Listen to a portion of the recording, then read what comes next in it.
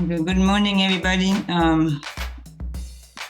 Welcome to our October general meetings. Today is October 7th, and right now it's 9:03.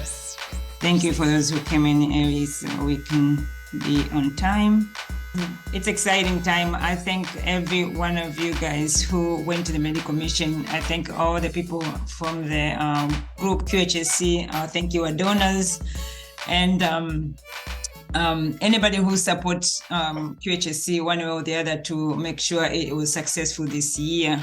Definitely, it was very, very different, very rewarding, at least for me, for things that we did this year. It was more than I could have hoped for, and it was more that of any other year that we have done. Yes, the number of people was less, but it was really people who, as Mr. Jones prayed for us last year, we needed dedicated, qualified volunteers, and we did. And I thank God for that, because we had people who are really focused and they were there to do the work.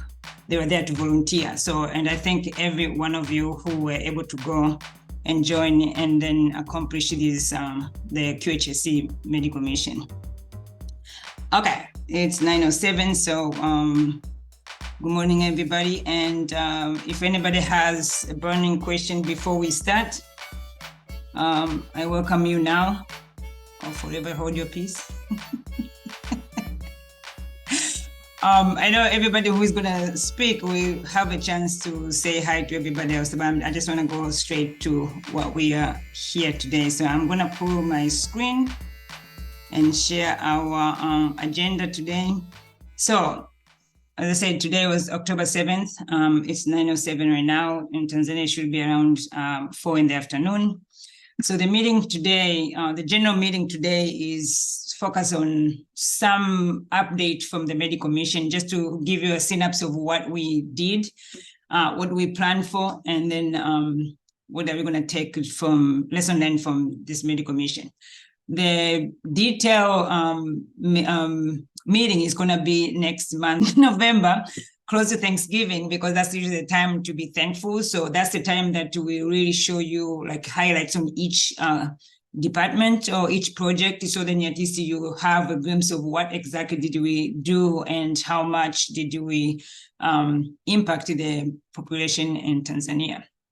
So for today, we're going to review just how many volunteers were there, and then what projects do we have that time, and then anything that we are planning to from this medical mission or what is still going on right now, and then lesson learned, and then what are we doing with our donations, the ones that we sent earlier on, and then just a summary of the budget is going to be done next month, because we have to make sure everything is delivered, accounted for, and then estimated. And then thanks in advance to Catherine Dudek, who is going to be helping me again to quantify everything that we took to Tanzania in a monetary phase, so we'll be able to report at the end of the year to the Uncle Sam to tell them what exactly did we get and how much did we take to Tanzania and what was delivered over there. So we have to account that for, and that's the public information. So we are going to we need time to get to that part, and then we're going to give you the information. And then the last one is just future plans, and then which is going to be more details and in future meetings, not today, but it's just something that we are thinking of. And then I'm going to ask every one of you to, if you're interested, to join us or continue joining us, then you can jump in and give your ideas so we can continue building the Qhsc. Okay, so that is the agenda we're going to cover, and it might depends on your feedback. It might be long or it might be short. Okay, so for the volunteers, global volunteer, they were, we started with 15 people from US, but unfortunately 2 of them were not able to go for one reason or another. So they did not go. So there was only 13 from US and then 6 from Tanzania. So, and then the names of the people who went, they know themselves. I don't need to read them.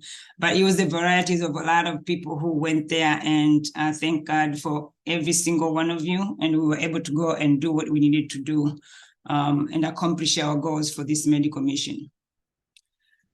Okay, so what did we do? So there was a lot of projects. To be exact, there was 12 of them. Although it did not feel like that, and although we had a fewer number of the volunteers, but we were able to do so much in short little time. But because of the people who were focused and dedicated, and they were working tirelessly to try and accomplish those objectives. So to start with is the number one, it was the nutrition. So I'm just going to give you a little synapse and then give time for the individual people to say something on those numbers. So if they're here, if not, I will just give you a little brief for what I know, what happened. So nutrition, we were able to feed the children for 10 days. And then the children were able to eat lunch. So it was from the September 17 to the end of the month of September. So we were able to feed the kids for 10 days. We were able to buy the water bottles for 830 kids. And then, of course, also the teachers were given some of those bottles. We bought for 850. For CPR, we were able to do, thanks to Bree, CPR we were able to do at Qhsc. We did 20, which were those that dedicated. We spent 2 days with them for teaching them the CPR. And then, of course, they received the certificate of attendance for the training that they receive. Mwananyamala, we did CPR 46 people. I know that was in and out a lot of those 4 days. Magnet, we did 45 for, I think, the coaches and some of the selected athletes for the CPR. And then so for postpartum hemorrhage in Mwananyamala, we did 23. This is for quantification of blood loss, means we were trying to make sure whatever the moms was admitted, delivered, and after the delivery, did we quantify the blood loss? So those are the things that we are working for future plan projects to make sure we address quantification of blood loss and identify what they have, and then come up with the paper that will give us a flow of what to monitor these patients, from screening them, caring for them during the delivery and postpartum. What exactly do you need to focus on? So in this area, we might need a little bit more people next time to make sure we spend time with every single patient who deliver at that time when we're there. Amana, we had only 1 day, so we were able to do 5, but still it was impactful, and there was a lot of eye-opening of what we think we need to do. That is a discussion for another day. And then so for thermoregulation, I know, I'm not sure if Dr. Msambichaka is here because she has to go to work. If she could speak now, but if she's here, then she can let me know. Dr. Msambichaka and her team were able to see 10 babies in 1 day, for example, in Mwananyamala, because they went to do rounds and stuff. And then also they did a lot of thermoregulation with face-to-face with the moms. So every mom who had the baby, so they were able to educate them how to take care of the baby, make sure the baby is transitioning well, and what are the signs and symptoms to look for if baby is in trouble. They did a lot of rounds, all those 3 hospitals, Mwananyamala, Qhsc, and Amana. They're able to do rounds with the doctors and be able, and nurses, to be able to consulting with them what is going on with the patient and provide their feedback. And the same thing they did in the cardiac unit with Dr. Sharon. Thank you very much for doing that, but she was ready to jump in and do her magic there. So that was good. We do appreciate that. For Help Baby Breathe, so these are the training, especially for Mwananyamala and a little bit of Amana, but Mwananyamala, we had almost 23 the people who came to do the CPR, and they were in the specific unit that taking care of the babies. Also, they did the Help Baby Breathe. And then Amana, there was at least 5 of the people who did the CPR, and they did also the Help Baby Breathe at the same time. For vision screening, thanks to Mr. Steve Jones for submitting this number, and we were able to see that the parents and children combined, there was 235. So that is a lot of people for 2 days. So you can see the people who were in school, they were doing a lot of work and condensing a lot of people. And I know from the feedback, there is a lot of people once that vision screen to come back and they want to come and get screened. So that is usually it's like a bittersweet, because we do need more optometrists to be able to help Dr. Redempta and at least address that need, because we can see the need is huge, that a lot of parents have never had any screening. So we do need to have more. So if there's any optometrist who is listening out there, please come and join us, and then let us go and help these individuals who need help. And then, of course, with that 235 number, there was 73 that were kids. Hearing, this was a new project. Dr. Msambichaka and Dr. Sharon were able to screen at least 20 kids. And it was a little bit hard because it was only a couple of a day and a half. And this screening takes a little bit more time to screen the patients and then be able to diagnose and treat. So according to Dr. Msambichaka, all the people who were identified that they had any hearing concern or deficit, then they were able to receive treatment, the ones that who needed treatment, and then some of them need a follow-up. So we keep an eye on it to see what it is. And then we are thankful for Madam Esther Chambo, who is working with us to make sure whatever person who needs follow-up or need medication, they were able to receive that through her. And she's a health teacher at Minazini. This is something new from language technique with our very own Vice President, Mr. Siakabe. He was able to do the training, and this was supposed to be for the teachers, but the students also were there. I'm going to give him time to speak about it when I finish this table here. And that was like almost about 20 to 30 minutes class, and then it was geared to the 5th graders. ICU, Dr. Gwen, of course, she did her magic, and she was able to go and do training with the ICU nurses and doctors and anesthesiologists and anesthetists in there. So she was there in and out. She was called every time they get the chance, and she was in there helping and training and consulting with us.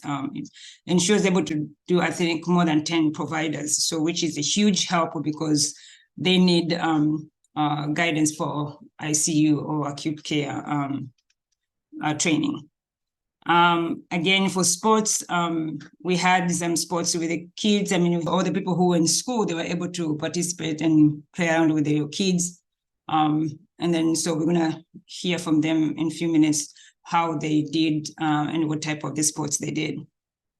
And then for the magnet, of course, Dr. Sharon did a presentation for the athletes and their parents about the cardiac health. It means like, you know, they are working very hard, so they need to take care of their heart. And then Dr. Msambichaka also did the nutrition related to an athlete. So she was able to get them involved, and it was a great experience for the kids. And then we're going to share those videos later for individual projects, so then you'll be able to know what exactly was going on at that time. And of course, this was something new thanks to Mrs. Victoria Jones, and we were able to do the school collaboration. So 2 schools were collaborating. So this is the Daniel Webster and Minazini. You get more details on this project later, but it was very rewarding to see the children from Daniel Webster and Minazini talking to each other and then seeing each other and start singing and exchanging ideas. You can see the kids in Minazini were like lit up and excited to see the kids in America. They are listening to them and talking to them, and they can identify having the same age group when seeing the other kids across the globe. It just inspired them. You can see the kids who are like so excited, and the teachers were so excited to see that, and everybody has a great feedback with that. So there was a lot of projects, as I said, you can see there's 12 of them, but they were done seamlessly, and they wouldn't even know that there were that many unless I list them together. And I did purposefully to tell you all this. When you start hearing the testimonial from everybody else, you will understand what I'm talking about. So I'm gonna let people start communicate about these trips. So who is the brave to start? Anybody who is ready like right now? Just give us a synopsis of what. Okay, go ahead. So it was my first mission trip, my first time in Tanzania. And I'm still a nursing student. I am in quarter 5 out of 7. So I had just finished quarter 4 when we had left.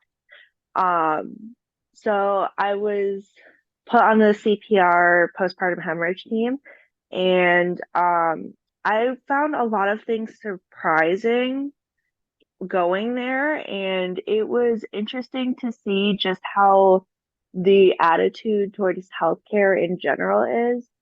Um, like there was more of like almost a hands-off approach that I wasn't used to seeing because as a nursing student in the hospitals, we're responsible a lot for like patient comfort.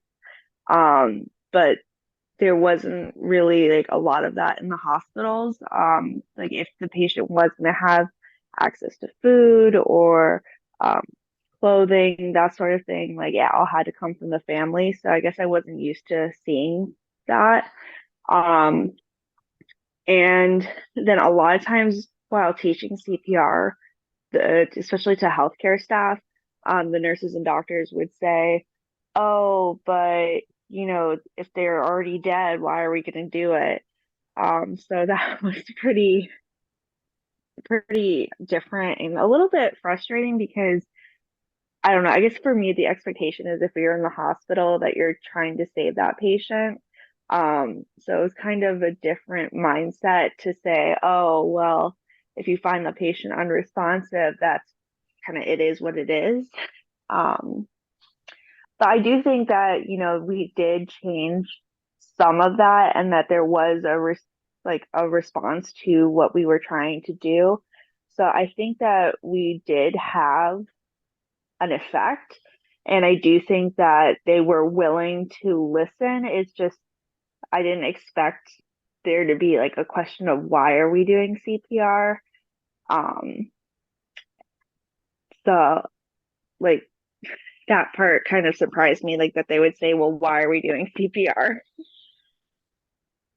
Thank you, Elisa. So it is a very enlightening for me to hear through you the experience that went down. I mean, I knew what it is, and that's what the reason we are doing this. But so just to hear through your perception and observation, reinforce what exactly Qhsc is part of the solution.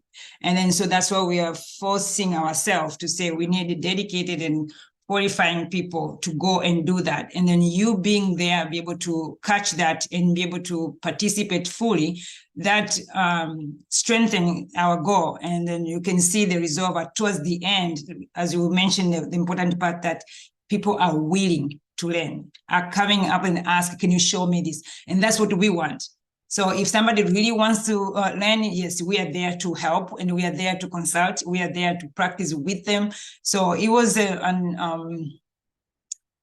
uninspiring for me, at least, to see you take charge and be as active as what Mr. Siakabe just said. He wouldn't have known the difference that you are a nursing student. And that's what I usually say. You can be a nursing student, but you can impact the world. And I'm sure probably the people you have trained, at least one of them will save a life because you were there to teach. So I am grateful, definitely grateful and honored to have you and come with us in the trip, and you can see for yourself and become a walking testimonial of saying what Qhsc can do to help and save a life. So thank you for the feedback. And then what you said just reminded me, one of the days that we were in Guatemala, somebody came up and said, "Oh, I came to the class today because yesterday I saw an intern doctor, or a resident doctor, whoever it was, who was able to resuscitate somebody after coming to your class. So I decided to come to your class."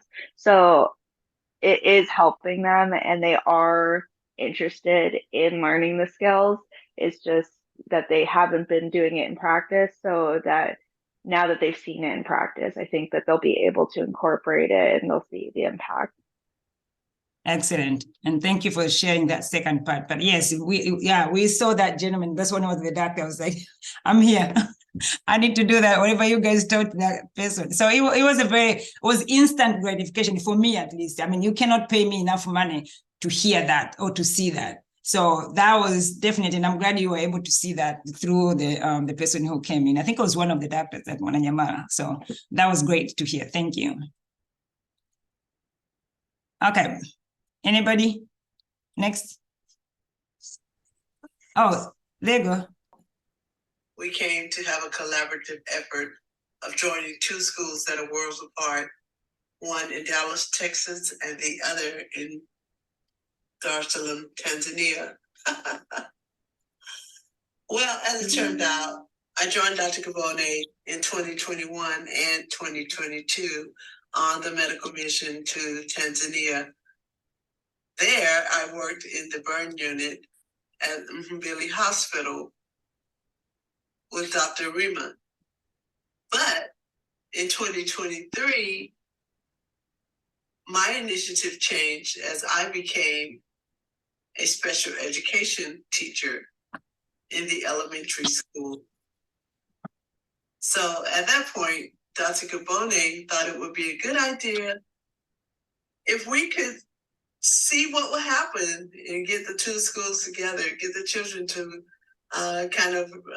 communicate and just kind of see what happened and where it would lead.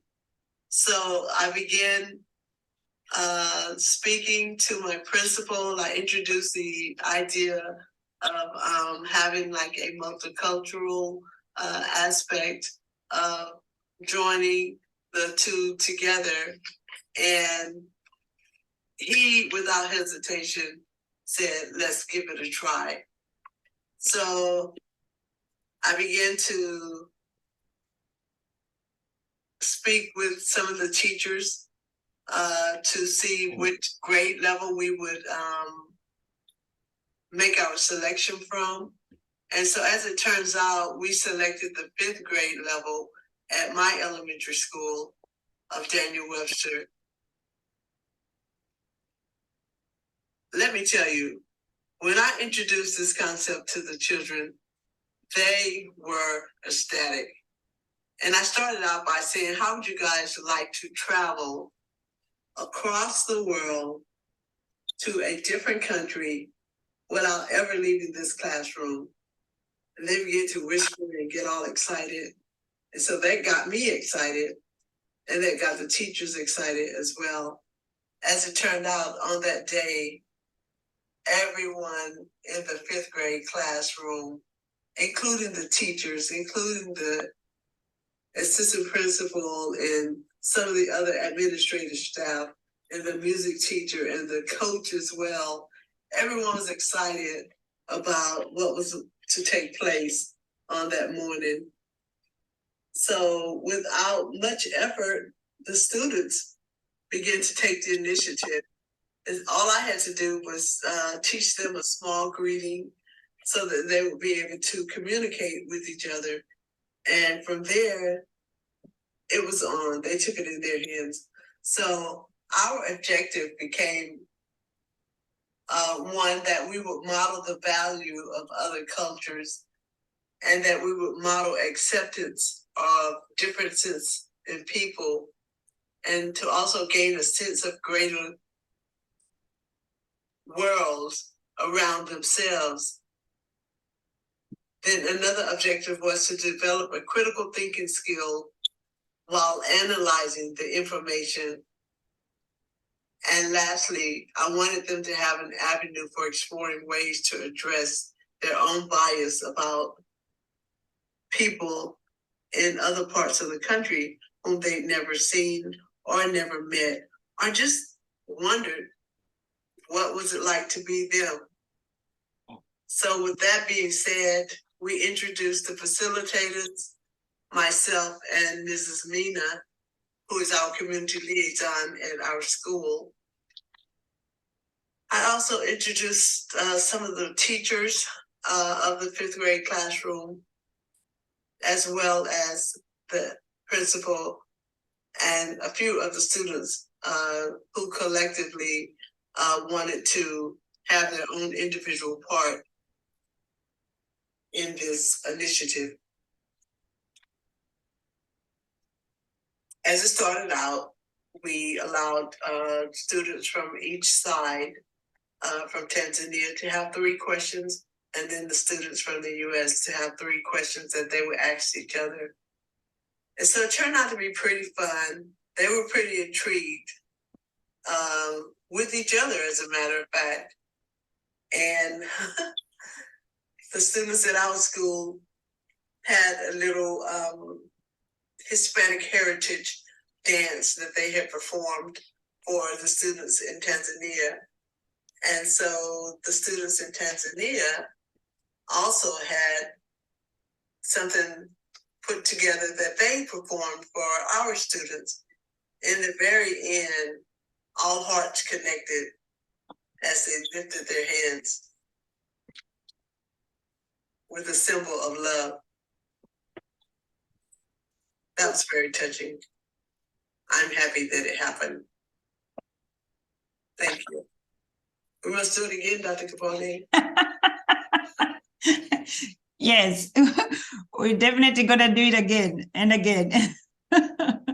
Now that was a very touching, and thank you very much, Lady V, for even preparing that statement. And as I said, we are going to combine that message and what we had from the video we recorded when the children met, and the feedback after the meeting. So it was a very, very well-received meeting, and the children were inspired, and it was very nice to see. Like, you know, you can assume that, okay, well, when they see the other kids from across the globe, they're going to behave this way.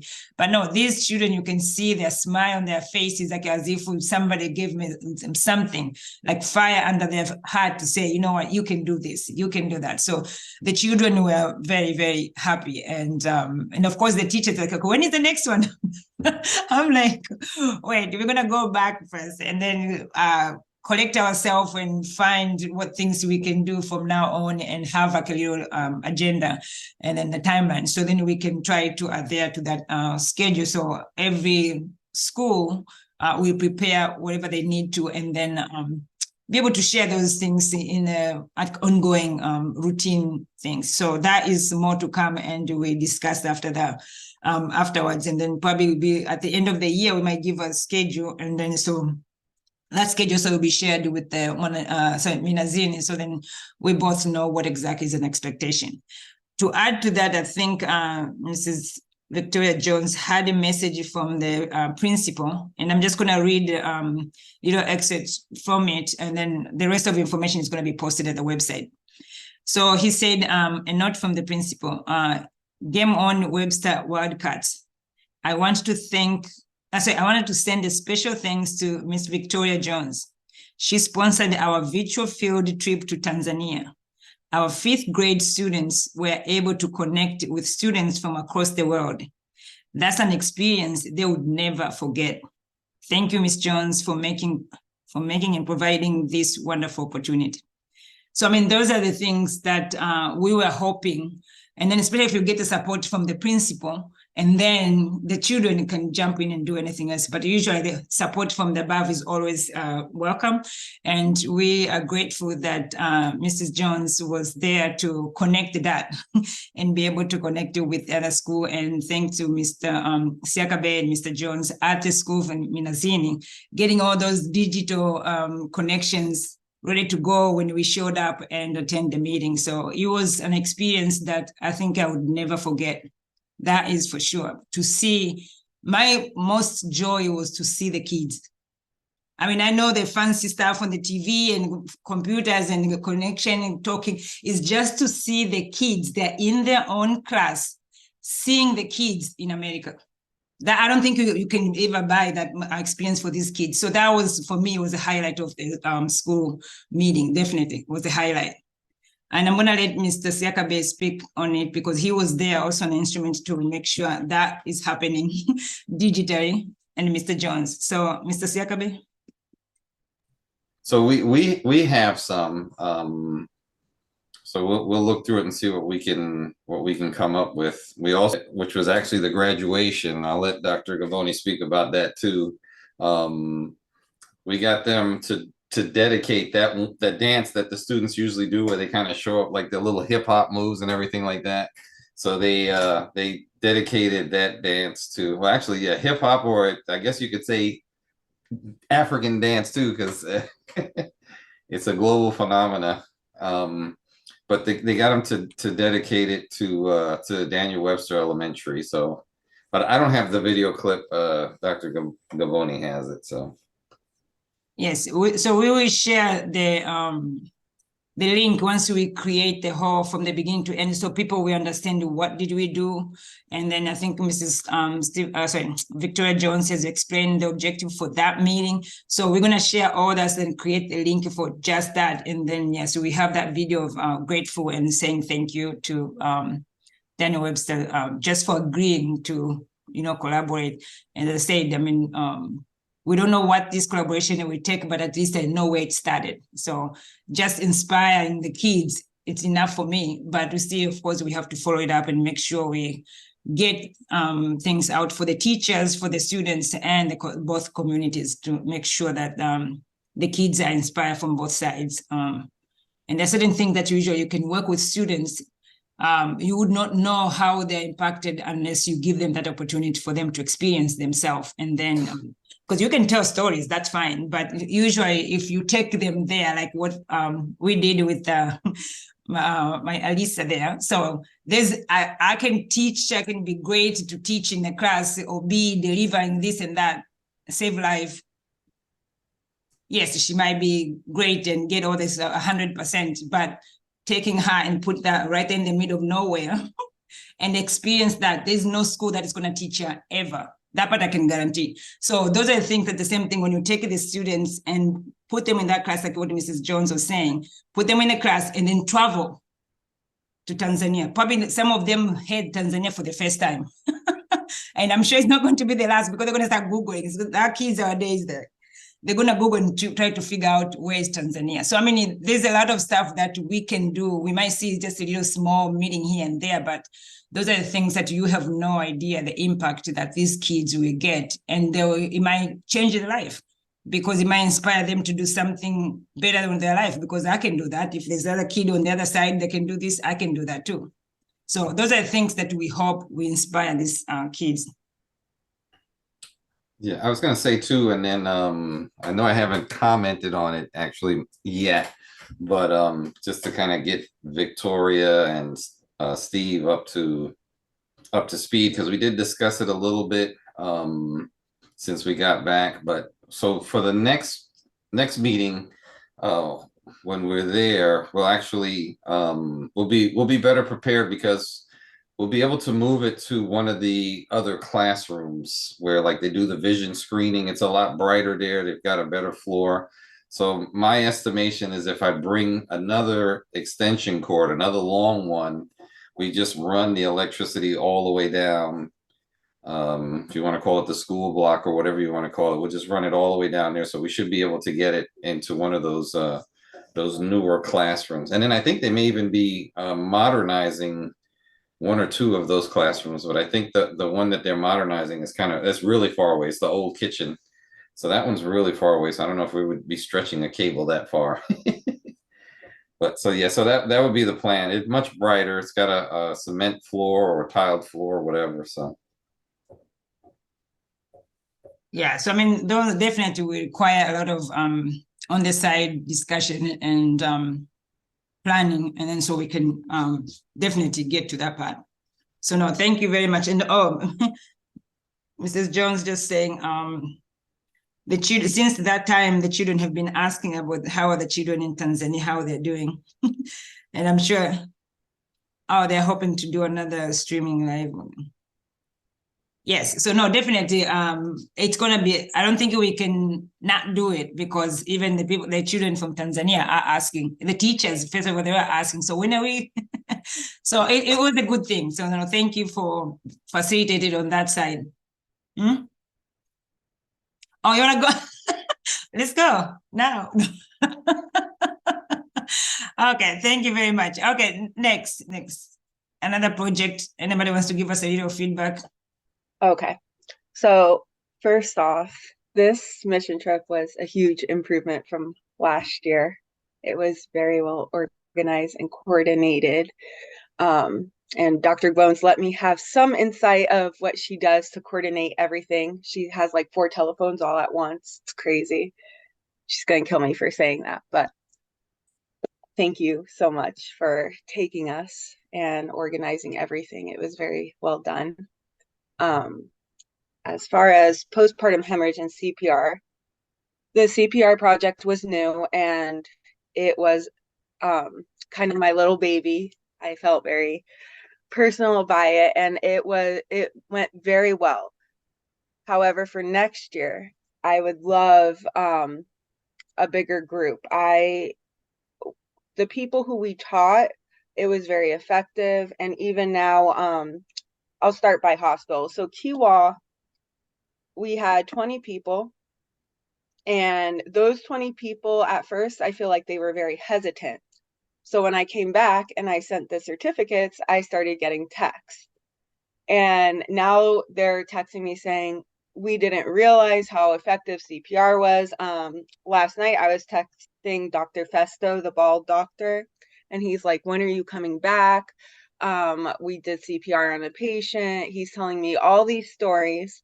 So now they realize how effective CPR can really be. Like Alyssa said, it was a little bit frustrating, and Qhsc in general were saying, well, we don't do CPR a lot because it doesn't save patients' lives. It never, I don't think they even have saved one life by doing CPR.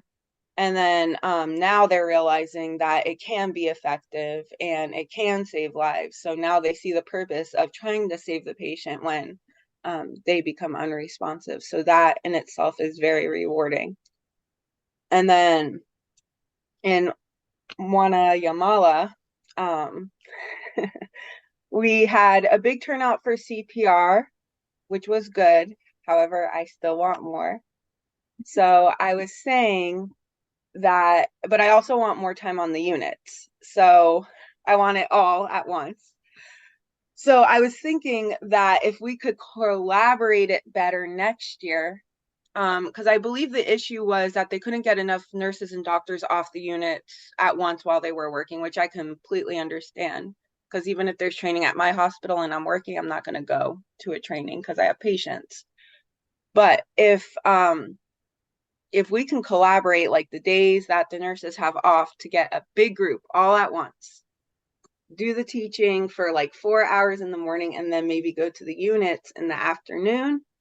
I don't know if that's possible. I would love that, because then we can kind of show what we teach on the units, and then they can switch days. So if we can get like 2 days at each hospital, I don't know if that's possible, but I definitely want more people at training, and I want more time on the units.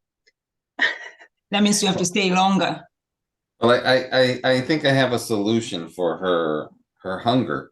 Mm-hmm. I know we might have mentioned it, but we're still looking to actually at least equip the teachers and the older students at Menazini with CPR skills.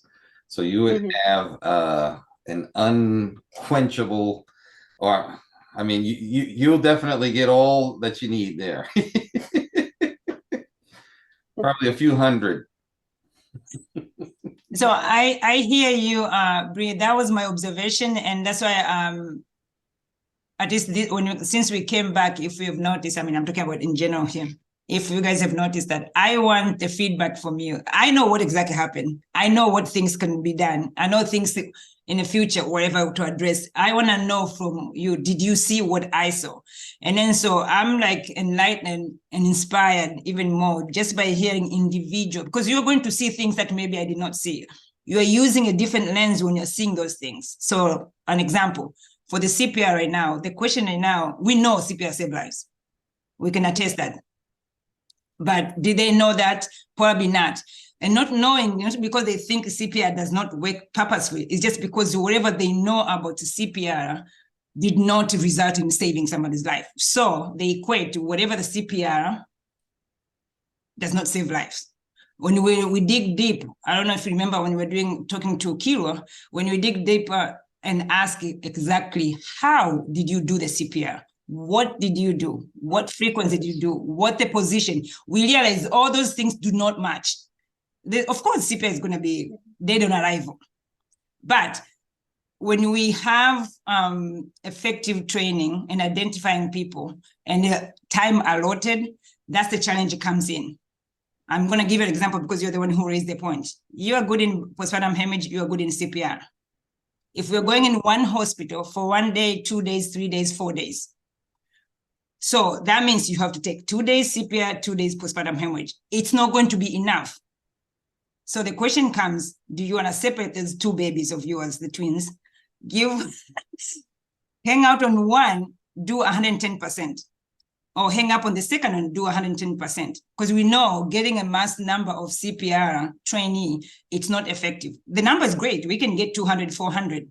But the problem is, you look at what we did at Qhsc, we had only 20 people for 2 days. I guarantee they learned so much about CPR than any of their hospitals. That's 20 people. So our goal has to be efficient on what we are doing. Yes, the number is smaller, and I know the frustration is number is smaller. We want to touch everybody, but we want to make sure a quality of the training that we give.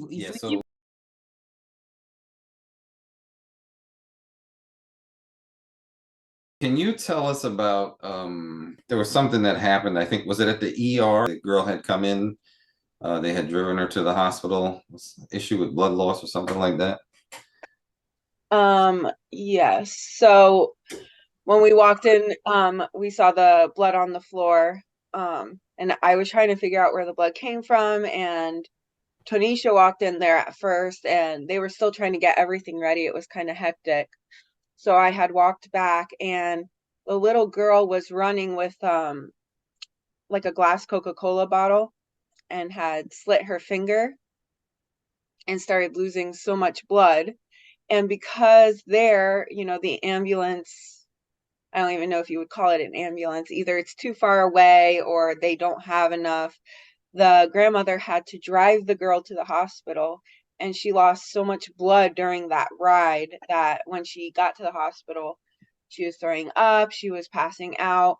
So the doctor's trying to quickly sew the finger, the sliced part, clean it out, and then she needed a blood transfusion. So that's kind of where all that blood was coming from. Did you get involved at all or communicate with them at any point about anything, or? Yeah, the doctor there spoke English, so he was able to tell me what was going on, and I was able to put an IV on the other side so they could start the blood transfusion, because they had put her on fluids. They got an IV on her other arm and started her on fluids while he was trying to suture the finger. And then they couldn't get an IV on the other side, so he had me put an IV on the other side.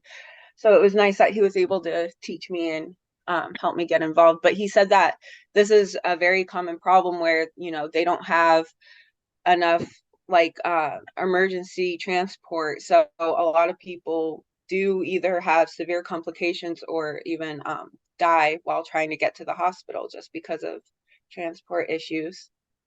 So, and the resources, even if they do get in the ambulance, I don't know what type of resources they have in the transport, that is going to even help. So they don't have AEDs, they don't have all that stuff. So I believe the resources are minimal. I know we talked about that last year with them, but we never actually got involved. In general, they were telling us at the hospitals, one of the major problems is that people just wait so long to be seen. They try to wait for whatever reasons, financial, distance, if they're trying to work, but they know they're getting sick. So they just wait so long that so many more patients come in very critical as opposed to like moderately ill. I mean, there's a lot of contributing factors for that, Alyssa, and one medical mission is not going to solve. It's a start, definitely, but there's a lot of things that are going to play. So sometimes when you say somebody's waiting too long, because by the time they show up is either they have to find transportation or get somebody else to get to where they're supposed to, or figuring out, or I might be tired just maybe because I worked longer hour yesterday, or I didn't eat food yesterday. So maybe it might be just food, but maybe it's something else, infection or whatever it is going on. So, I mean, there's a lot of contributing factor that preceding them from making the decision to come to the hospital now. And of course, you alluded that they might not have money. So if I go to the hospital, means I have to pay for it. And if I don't have the money to eat, money to transport, money to get to the hospital, so how am I going to be able to get to the hospital and get paid for the service? So there's a lot of stuff that are going on. And yeah, I mean, with the awareness, hopefully we help. And then also if we're still engaging in those community outreach and try to educate them, like maybe, let's say we take community CPR. This is like you're teaching CPR for a non-healthcare person, or just any other, like the way we do it for CPR for the parents here. So if you're teaching somebody who doesn't need all this fancy stuff, just the basic things, identification of that person who is in trouble is the key. If we get an opportunity to go to the community and do that, that is going to increase the awareness to that area. And hopefully eventually it's going to get to other communities. In turn, 10 years from now, at least people have more awareness that, okay, maybe if I feel dizzy, I feel heaviness on the chest, maybe I need to be checked out. Maybe that's important versus postponing it or ignoring it. So, but yeah, there's a lot of stuff that happening, and people make a decision for what they know and what they can afford.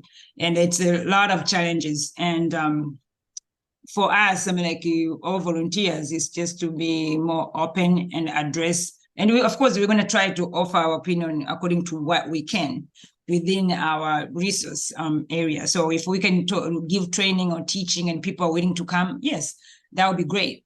If we can raise money and buy some donations and then go and give it to them, sure.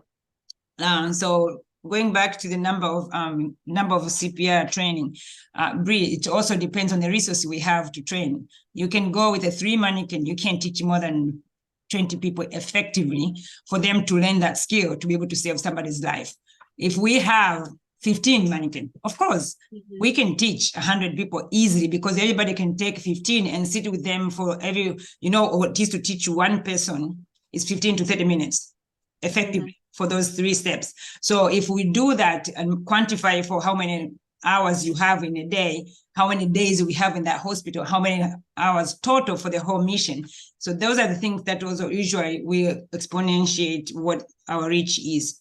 Are we focusing next year with CPR with 10 people who are teaching CPR and just CPR, and that's it? Then if you do that, you're going to reach a bigger number. So then now we have to have resources for those 10 people to have each mannequin to master and be able to teach for people. Then yes, we'll be able to get that impact. But we have to think now the other projects are going to start also. So all those things we have to be able to address it, and it can be done. It can be done. So this was at least like an opening that we know what our reach can be, how much resource we need. And then if we can we recruit by project, which is my last comment for this meeting today. It will be like recruiting in the future by project means like, okay, CPR, we need 15 people. We're going to focus on CPR until we get 15 people. Okay, postpartum hemorrhage, we need, 8 people. We're going to focus on 8 people until, okay, nutrition, we need 3 or 4 people. Okay, get those 4 people added to Mrs. Behuniak and Ms. Teresa Cooper. I mean, all those things that I said, it's going to be project geared recruitment versus anybody wants to come to medical mission? Yes, so if we do that, then if it's targeted recruitment, that is going to give us more opportunities to impact for what the project we have. And I think that will be a very focused discussion we're going to do on the side, and then we're going to inform the whole community of our Qhsc members and friends, and then so to see what people want to do and want to join. If you know somebody who can do those areas, that would be perfect. So thank you for the your feedback. More to come. For you, 2 months there, that would be great. 1 month for CPR, 1 month postpartum hemorrhage. We are good. Yes. I'll do it. Okay. Any other area?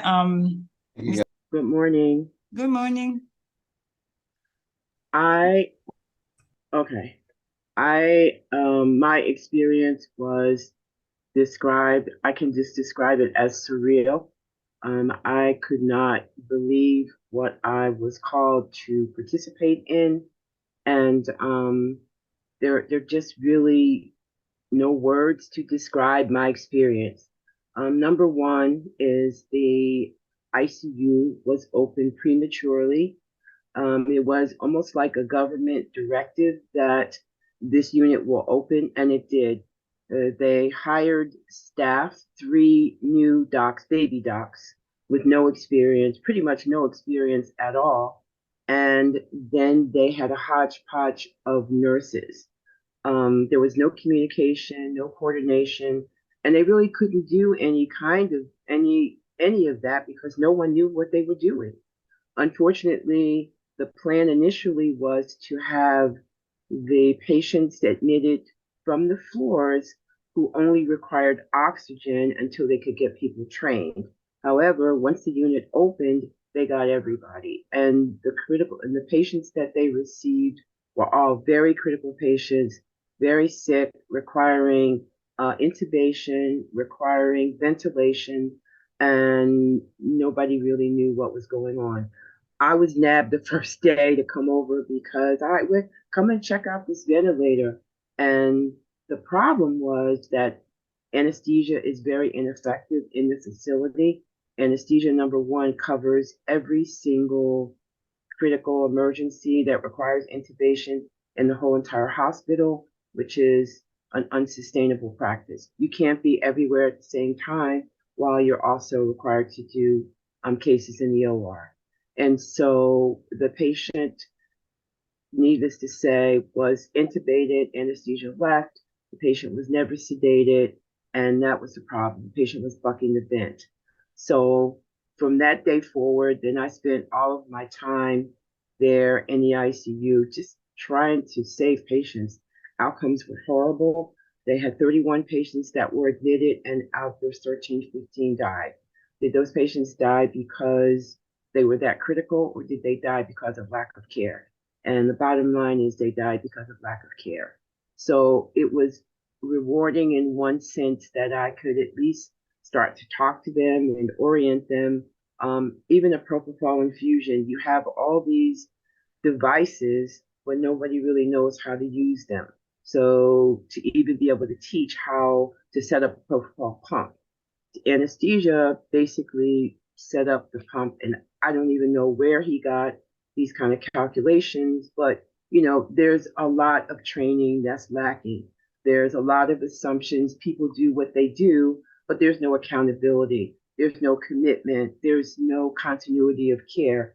And my pet peeve is you just can't pull somebody from one of the med surg units and say, okay, well, you're going to take care of this patient today. Because what I experienced was I was standing at the monitor and I noticed that the patient was flatlined. So I go running over to the bed to find out what's going on. I don't hear any alarms. Nobody seems to be alarmed about what was going on. And they had basically taken the patient completely off every single monitor and give the patient a bath. I mean, to me, think about it for a second. The patient's here because they need monitoring. So why would you take all of the patient's monitors off just to give the patient a bath? So just, I mean, everyday kind of nursing things that you should know, they didn't know. And so I guess at the end of the day, I've been in communication with the 3 docs that have been hired for the unit. I've been in communication with Dr. Vanella. I've been in communication with Dr. Malongo at Mohambili to try to get some training for these doctors because the hospital, they hired this critical care trained nurse from one of the other facilities to come in to do bedside teaching for 2 weeks. And that was great. However, the physicians who are going to be writing orders and expected to really take care and take charge of these patients had no training, not even EKG training. So how do you manage a unit where every single person is new and no one knows anything at all? So I've been pushing Dr. Vanella every day. Okay, how are we doing with the training? And also talking to Dr. Qhsc, who's, she's one of the new docs there, and she's very in tune. And she emails me or, WhatsApp me pretty much every day. I'm still being used as a consultant for different problems. But one of the good things that has happened is that they have hired, well, one of the anesthetists, Sharif, has been permanently placed there in the ICU now. So he's there and he's working with me one-on-one because he says, I really want to be good. I really want to be competent. And so we're in communication every single day. So that's a good thing. The other thing that happened, before I left is they had a cart there, a crash cart, and nobody had ever opened the crash cart to find out what was in it. So when I opened the crash cart, it was all pediatric tubes, pediatric everything. So nobody had even opened the tube. So I took all of that stuff out and we put new things in there. And so Sharif has stepped up to the plate along with one of the ICU nurses and taken control of that to make sure that the crash cart is fully stocked. I left a list of what we use here, a list of what a crash cart should have, and most of the bottom part of it, I left, like intubating stuff, tubes, and all those kind of things. So the crash cart, I would say, for the most part, is stocked. It's also locked every single day, which is what it should be. The other thing we did was we went through that storeroom, which was piled up with boxes, just boxes that people just threw in there. We cleaned the whole entire room out, organized the room. And so that was another, plus. So I think having Sharif there and, constantly being permanently assigned, he has really stepped up to the plate and taken control. And I think that, things will be better. They did go through the training. They had 2 Saturdays all day of didactic, and they had bedside. But in speaking with the critical care nurse, he just felt somewhat overwhelmed. And he's like, well, I don't even really know where to start. Am I telling them too much? Am I giving? I said, you have to start with the basics. I mean, this is not a critical care course where you have people who have already trained in critical care and you want to advance their skills. So you have to tone it down what you're trying to do and realize that maybe this needs to be more than 2 weeks, but you can't cover everything in 2 weeks. You have to start with the basics. And I think that was one of the other problems too, is I don't think he really understood what he was coming into with his training that he was provided to everybody. And so the notes that they were taking, you have another problem is everybody's new. So where is the resource person that you're going to be able to go to get those kind of answers that you need? So they have a nurse who's training, I think, in Nairobi or somewhere, and she's finished her critical care training, or he or she, I'm not sure, in December. Then that person will be back, and that'll be a permanent person there in the units too. But in the meantime, I'm really pushing hard for these docs to go out to Mohambili, because Dr. Malongo's wife, he's the chief of anesthesia there. His wife is the one who's in charge of the ICU at Mohambili. And the anesthesia people at Mohambili, they do not do critical care at all. They have special people who do it. And so those docs need to actually go there, work with her one-on-one to get the training that they need, and then come back. The other thing that I realized is that they really do need to have a airway course. There are not many people in that facility who know how to intubate. And so what I'm being told is that once anesthesia goes to the ER docs have pretty much kind of squashed up the airway so badly until sometimes anesthesia is not able to, to get in and make the difference. And you cannot have anesthesia providing care for all over the facility, because as I noted, when I was in the unit, there were times when they were called and they weren't available. So I was able to step in, intubate patients, and do, kind of what needed to be done. But had I not been there, then outcomes would still have been very different. So, I mean, for me, it was some way rewarding. It was also very sad. And I'm still burdened by the fact that this even happened at all. How do you open a unit with nobody that's trained? And so the continuity of care also made the recommendation that they really need to screen the people that they employ in that unit, because this overall non-caring attitude that permeates within the facility, it cannot permeate there. And so you have to do what's the best for your patient that you can. You only have one patient to take care of, so that patient is dependent on you to do everything for them. Even, to the point of, we had a 13-year-old who, was vomiting. Did anybody give her anything? Well, they gave her Reglan. Reglan doesn't work in a situation like that. So what can we do? to go the next step, to go the next level to try to impact patients' care. So I said, okay, do we have any Zofran? So the pharmacist who was with our team, she went to the pharmacy and she said, yes, they do have it. We have to pay for it. So I paid for the Zofran and I gave the little girl a dose before I left with instructions and orders that she's to get the second dose 6 to 8 hours. When I got back the next morning, number one, she had not gotten the second dose. And secondly, her glucose had been turned off. Nobody knew why. And the patient was basically agonal breathing, and nobody really seemed to know or care. So all she needed was some glucose. Nobody knows how the glucose drip was turned off. You can't run insulin without glucose. So insulin was running without the glucose, and then she was on death's door, almost like 13 years old. Why? Because of people. So anyway, that's kind of like my story, and hopefully with Sharif being there and me pushing Dr. Vanilla every day. Hi, how are we doing with the training? Organizing the training for the docs there, and hopefully, the docs will get out and be more adequately trained, and I'll be able to. I'm working on trying to get some airway equipment to go back and do an airway workshop for them. Thank you very much, Dr. Gwen.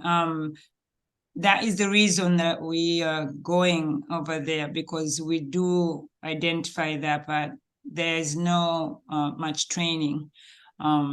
They might have a theory, but they've not done practical training. So that also impaired them practicing like effectively. And then of course, opening a unit, I don't think they might have even, they might have the power to say, no, we're not ready, we don't have enough. No, opening the unit is the directive. You are giving directive according to what the community is, what community is presenting. And then if they identify the one hospital to the next, how far it is and how many people are in between, you are ordered, this area should be at the level, this level, and they're going to give you that level. And then you have to raise up the power.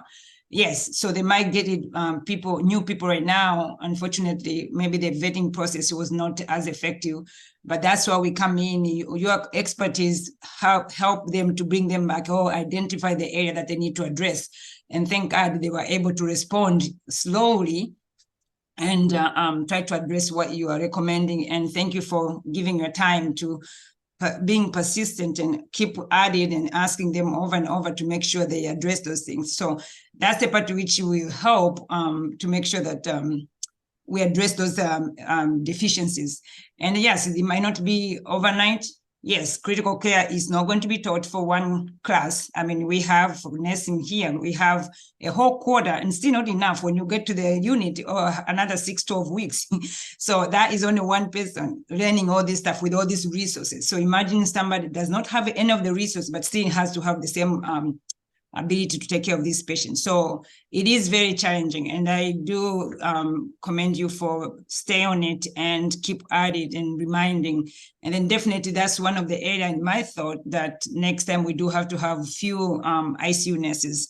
I want them to be able to and stay there on the unit. Don't do anything else. Just stay in the unit and hang out with them and just show them what an actual 12-hour shift is, to be able to show them these are how critical you care for these patients. They are in there because of the reason that they need acute care, not this, like med stage regular and you can spin people around. No, we know that, but it's not there. So that's one of the areas that the feedback from this time. And for the recommendation is to make sure the nurses, we have ICU nurses, definitely. The doctors also, definitely, we want more of them so they can help from prescription part and to be able to work with the nurses to be able to address and act as an ICU unit. So thank you very much for saving lives. And I'm sure whatever you are teaching them, it does help to address what the need is. And we know there's a huge need. And Dr. Benera tells me that he does appreciate you being persistent and pushing them, because he knows what the deficiencies are now and he needs to address it. And he's going to find his way and his power to try and address that.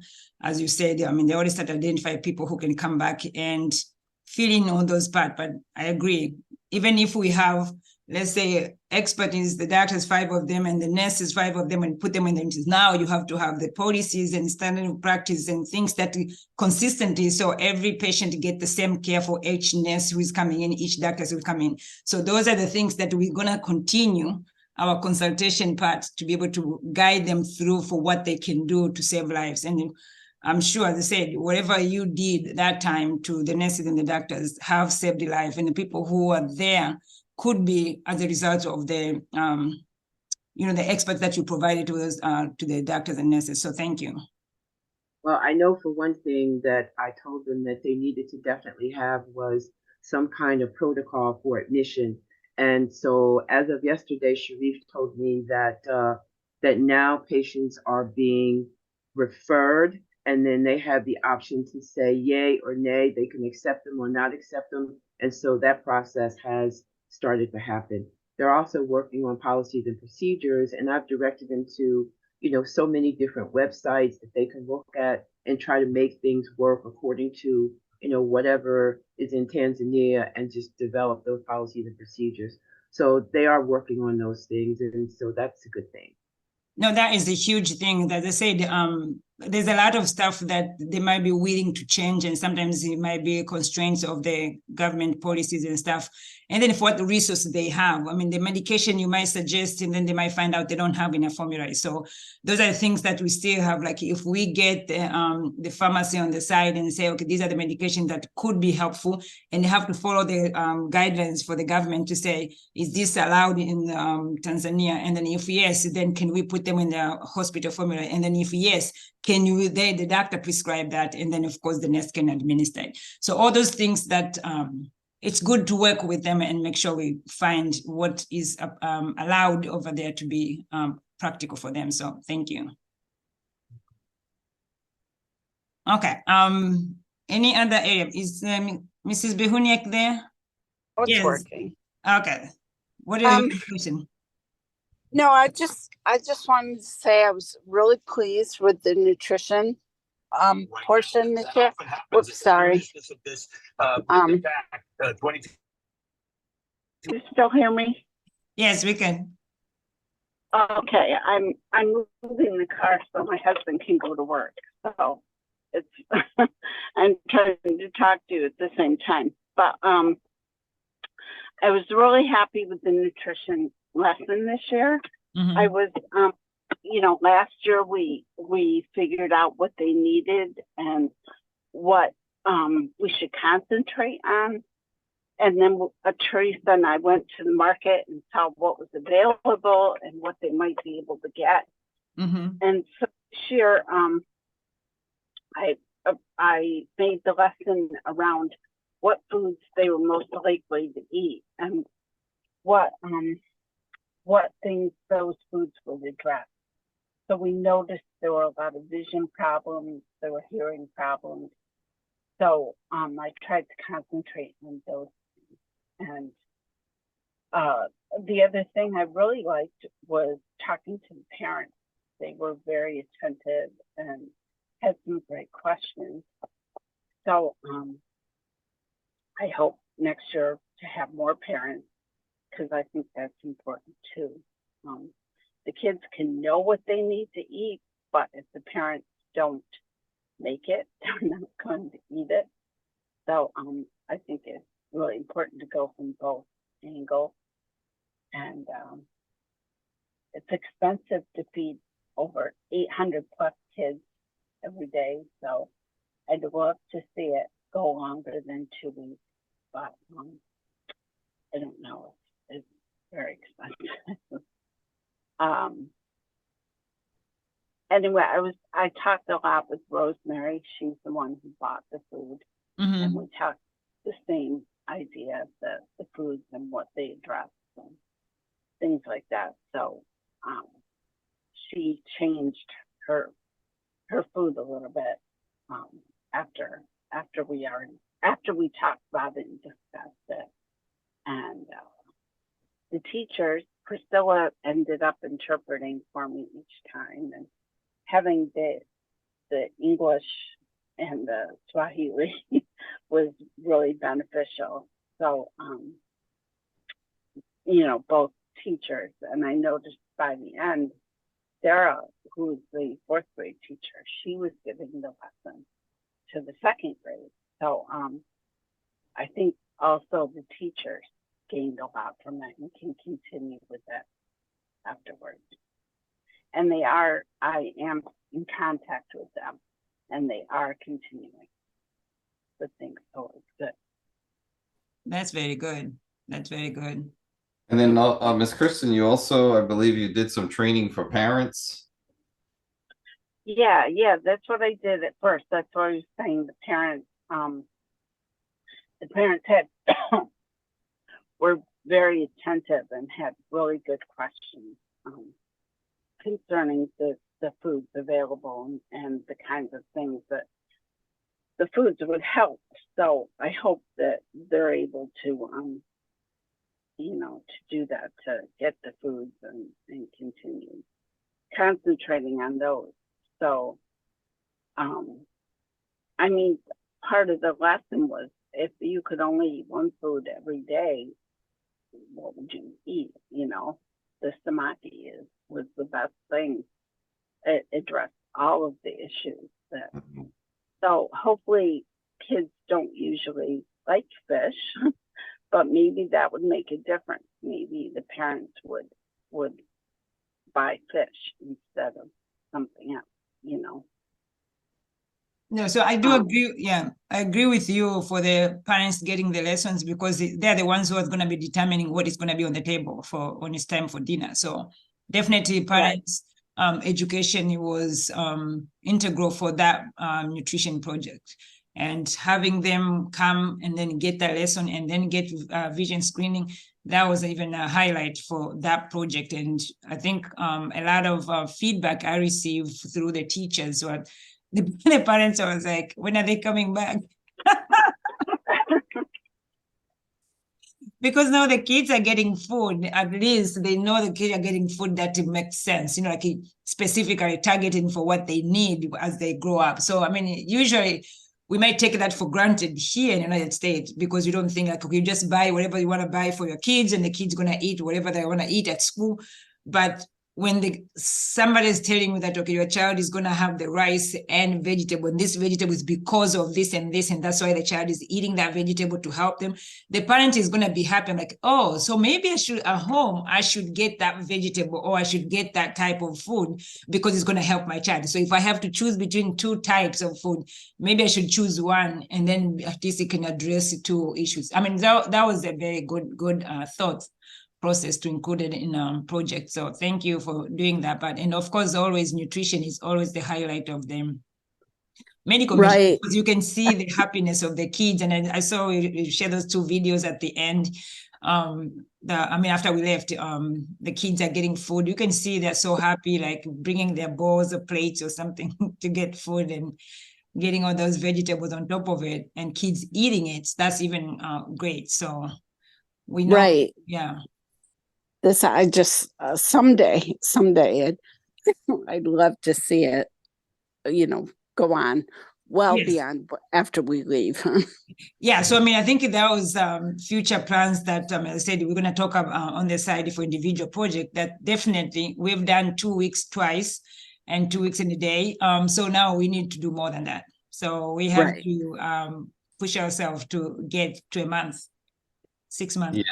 We got a lot of plans. We'll talk about them later on down the line. You know, even maybe some more strategic ways of doing it. And then just to mention as well, I think they might have told you this, but they're also using the nutrition lessons to introduce the second grade and the rest of the students to English as well. So it's nutrition, it's English for the teachers, it's good for everybody. So it's impacting the school, the culture, the community in so many different ways. I was discussing it with Dr. Gaboni, and you know, I'm not going to go into all of it here, but it's just there's so many different ways that everything is being impacted by everything that's going on. So it's just a great job on your part, and I think I told you about it too.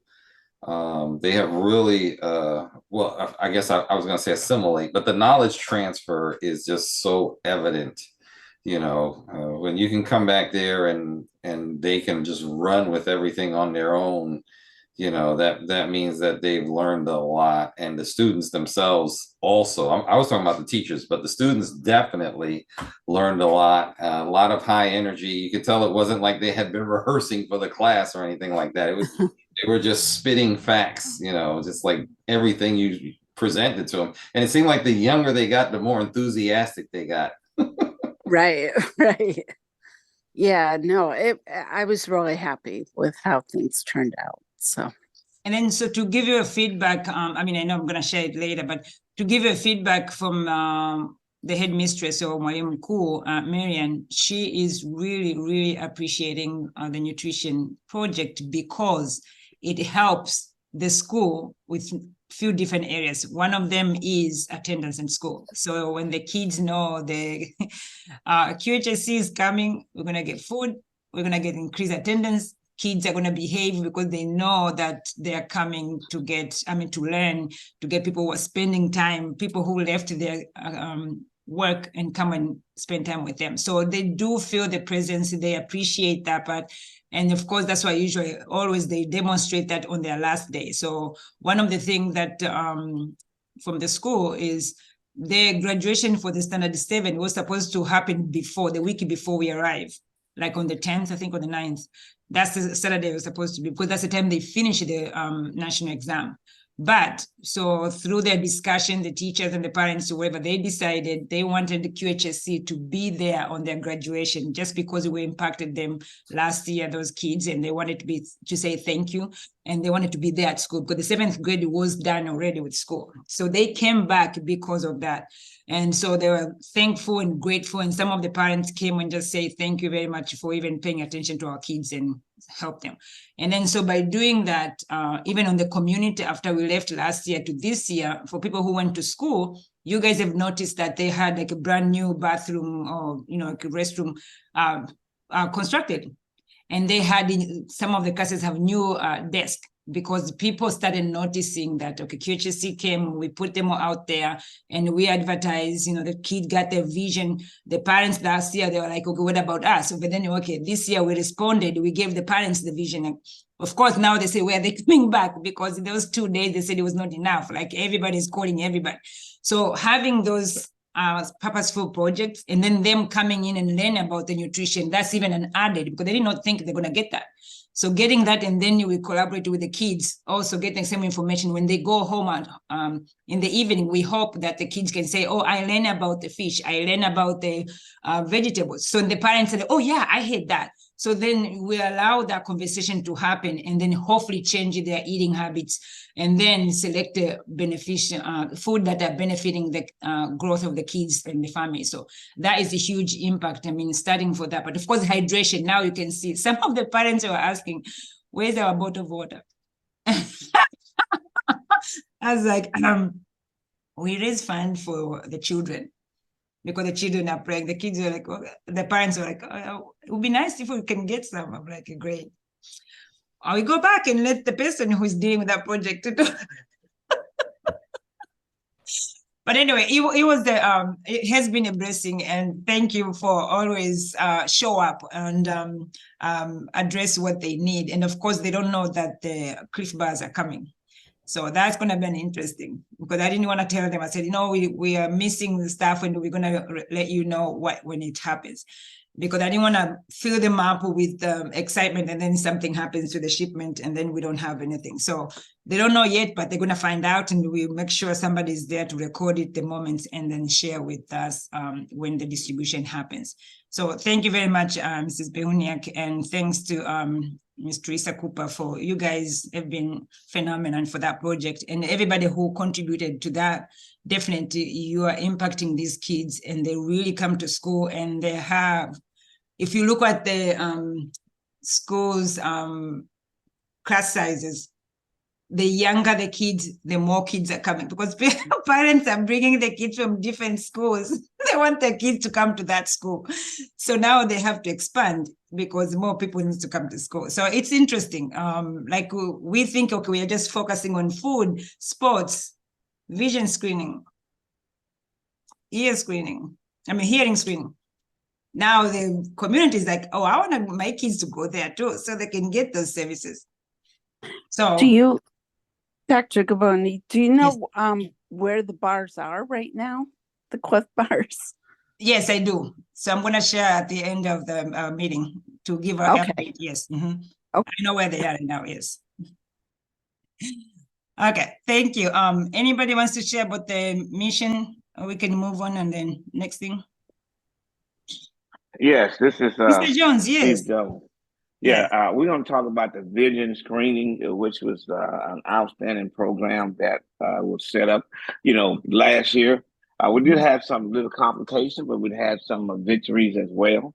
I think one of the positive things that we did was that we had the people into the community, which was the parents of the students, to come in, and they came in droves. I mean, they really came in, and we found out a lot of different things that some of the parents probably haven't, if they had a vision screen, it hadn't been in a quite long time. So, and most of them, since they were older people, they had more eye issues than the younger students. Because last year we did the younger students. I think we may have had 25 students out of the 800 and something that we needed eyewear. But mostly everybody that we screened needed some type of even just vision reading glasses at the minimum. So which was good. But the con of it that we had to turn some people away due to the fact that we only had one optometrist, and Dr. Redemption worked really, really diligent that whole day. Matter of fact, she stayed extra. I think we stayed that day almost 6 o'clock trying to see everybody that was there. But however, she was not able to come back. So one of my recommendations was to try to focus on, like you said, for the CPR, focus on some of the optometrists who may be able to come now. If you can get about 10 of those people, doctors who can commit, maybe 3 to 5 will come, by this time next year. If we can do that, that would be much, much helpful. So we did turn a lot of people away. And the people who, the parents and stuff who we saw, some of those did not get an opportunity to see, we did the initial exam, but the follow-up exam to get the glasses, they were not, that didn't happen. And we had some other people coming the following week, parents coming the following week, and we had more people to come, but we were not able to serve them. And I think that was a disjustice for them. But hey, the complication that we had not having enough actually optometrists on staff at the point was, futile to a certain extent, but we did do what we could do.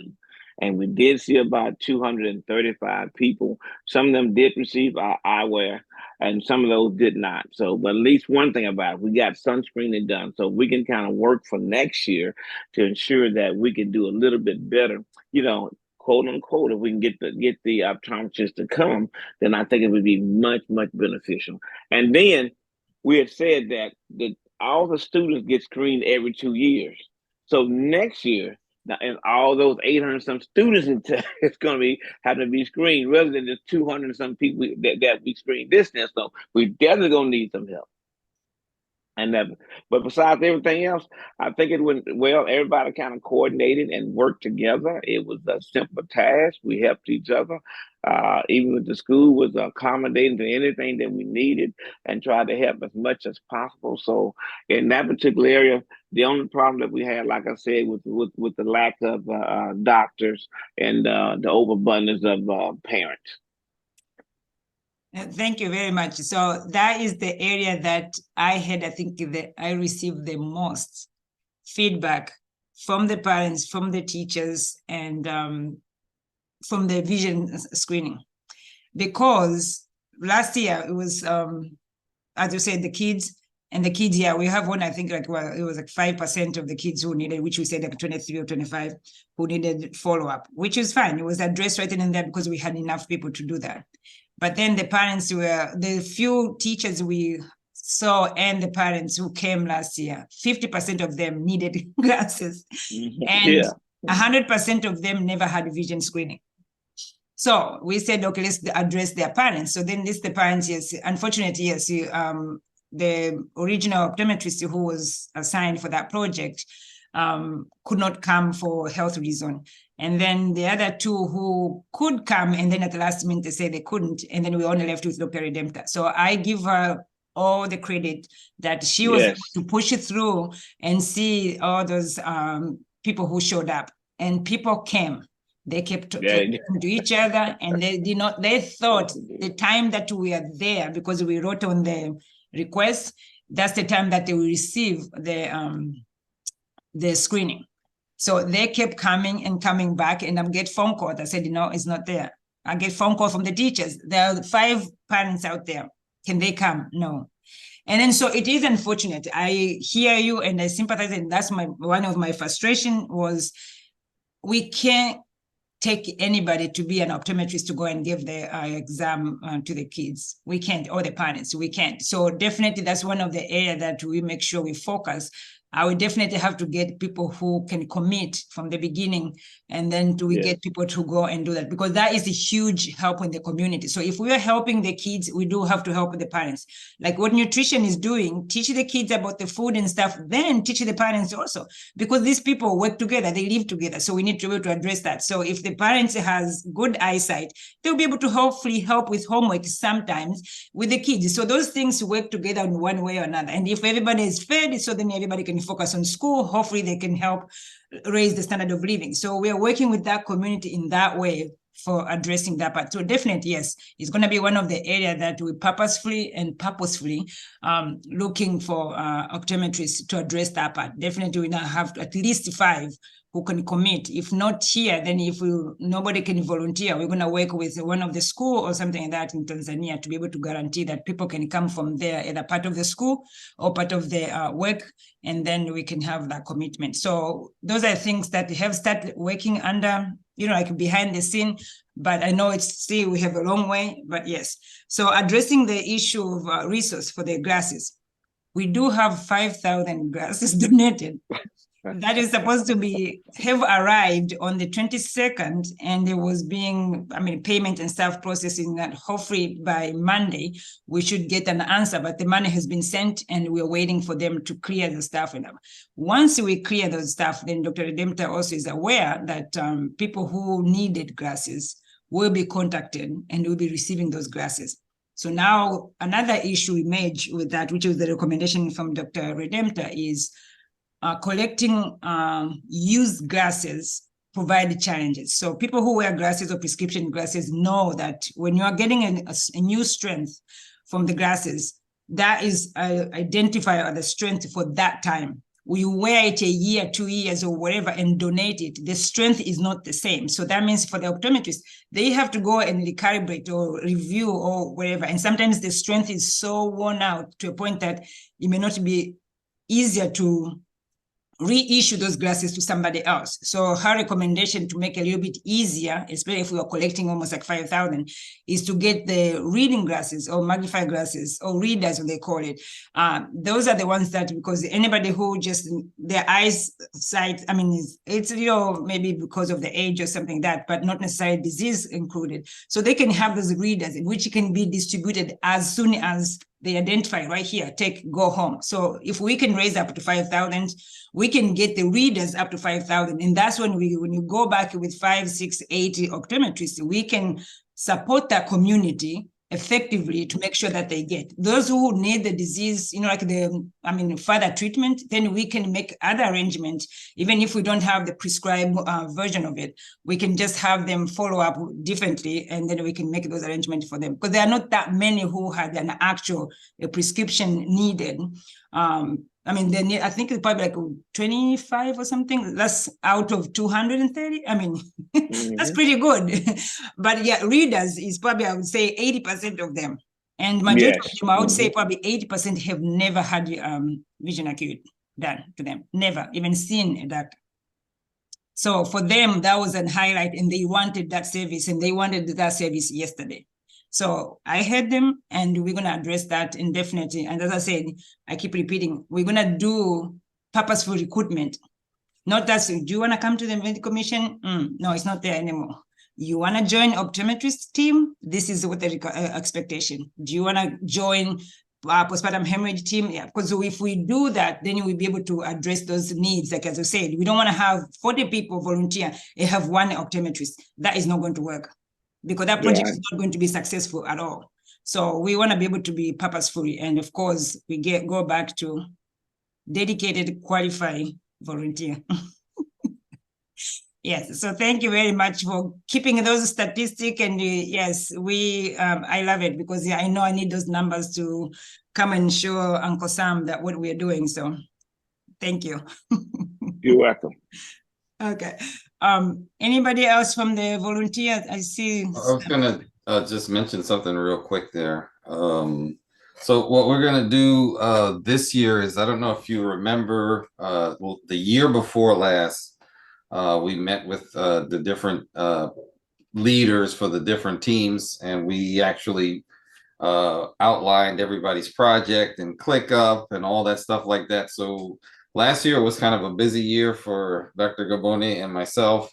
So we didn't kind of do it, to that detail, or it wasn't that detailed, but we're going to move back in that direction this year. Because I've discussed this with her several times, and it's kind of hard to explain. But so what happens is, if you're working on a project, that's great. You have that project in mind, but we need a team to sit down and outline that project. So if we sit down with Dr. Redempta, let's say, and we outline the project and our goals and everything else, and Dr. Redempta is there, Steve is there, or if we have another optometrist, then we get to look at everything from like a 360 perspective, instead of what one individual is thinking about or what they want to do. So we want to get back to the managing the programs and actually designing them, and then kind of keeping, because we still have the outlines for some of the projects, but those projects have all they've all elevated or expanded, just like with nutrition. They've all kind of morphed into something else. So as we're growing them, we want to be able to continue to manage them, with a system, and then also getting input from a lot of different people, and then making sure that we can actually go back and see the entire project and know that it's completed, or maybe there's something that was missing, we can add that in there. So we're gonna move back in that direction again, and it's to keep everybody more team oriented, as opposed to everybody. I know Dr. Gaboni mentioned it earlier too, working individually, and then we really don't know what's going on or what they're thinking or what their plan is, because when you finally get there, then we realize, oh, we didn't do this, or we forgot that, or we should have discussed this, or in hindsight, like I said, maybe Steve might have made quite a few observations in terms of processing parents or students or whatever. So everybody's insight, if it's related to that particular project, we don't need like 10 people to meet to discuss, let's say, CPR. But if we have 2, 3, myself, maybe 2 other people, or myself, Dr. Gaboni, 2 other people, I think we can actually come up with a really good outline of what it is that we want to do. And then we can actually make a good determination as to, like I mentioned, the school. Do we want to include the school? Do we have time for this or this or that or whatever? So we're going to move back in that direction again this year. And there's going to be some other discussions, but that'll come up at another point in time. So thank you. That was when we are coming up with the future projects, which was, I think, last of my agenda. Yeah, definitely, it's going to be project oriented, and then people are going to need to meet way before that. And people, if you want to jump in on that project, then you will have that opportunity. So then you can invest in it and try to see the process even before you get there. So then at least we can address all those stuff. Like one of the area that definitely will work is like what Mr. Jones was saying, having one versus those parents, and they keep coming. Yes, we see 230, probably could have seen 500 easily. And then so we do need to be able to, if we choose the project to do it, we need to do it well, meaning like we have to have resources in that area to be able to address it. So when people show up, 200 show up, we have 5,000 glasses. Yeah, we can handle that without any problem. Versus 200 show up, we have only 10 glasses. I mean, that is not what we want. We don't want to be disappointing people and then bring them there and then disappoint people they cannot get the service that they are looking for. No, we need to be able to address it. And when they come, we are prepared. Same thing for the CPR. Yes, we want to address more people. Okay, how are we going to get there? Let's go with 20 mannequin. Okay, let's get a team of 15 people who are going to be just CPR, waking up in the morning, breakfast, lunch, and dinner is CPR. And then yes, we're going to get those people and make sure all these hospitals have trainers who, once we leave, we give those mannequin, they'll be able to continue working on it. So for mannequin, when we do that, then usually we have the responsibility of keeping them so they don't get destroyed. And then next time you want to teach people, you can't. Because remember, CPR is not one-time education. No. Here we do quarterly, in the sense that, things are happening more often to make sure people know. So when we take those low fidelity mannequin to Tanzania, we have to be able to keep that airway intact so they can practice to make sure when you're ventilating, you have to see the chest. So if they ventilate without the chest, they're going to assume that patient is not going to show anything else. So how are they going to know how effective it is? That's useless training, wasting time, definitely. So when you're teaching, it has to be a quality CPR in the sense that all the ingredients that needed to be CPR training are there. Chest is rising. Yes, the batteries, the alarm can show those little frequency on the rate of the compression. If it's not there, how would they know this is the frequency they need to go? They can do so fast, that's useless. They can do so slow, that's useless. So it has to be a purposeful training with a complete device that works for that time. And we have to protect those resources in a sense that it has to be used for the purpose of training. So when we leave, when we do monthly training, that device is still effective when we do a demonstrating here. So Bree, we might need to find another one. When you're demonstrating for them, they need to see you doing it. They are doing it at the same time and teaching at the same time. So that's the part which you have to go on and continue. And I'm glad that people are texting you, not necessarily the act of texting, just inquiring more knowledge. So then, yeah, we're going to stream that part. Maybe the communication you're going to be, you can use the Qhsc email, so people will be responding, and you have to be responding through email, the Qhsc email. So then we can track and make sure they're getting what they need for the training purposes. And then if we have a class, we have a library of people, then we just send them.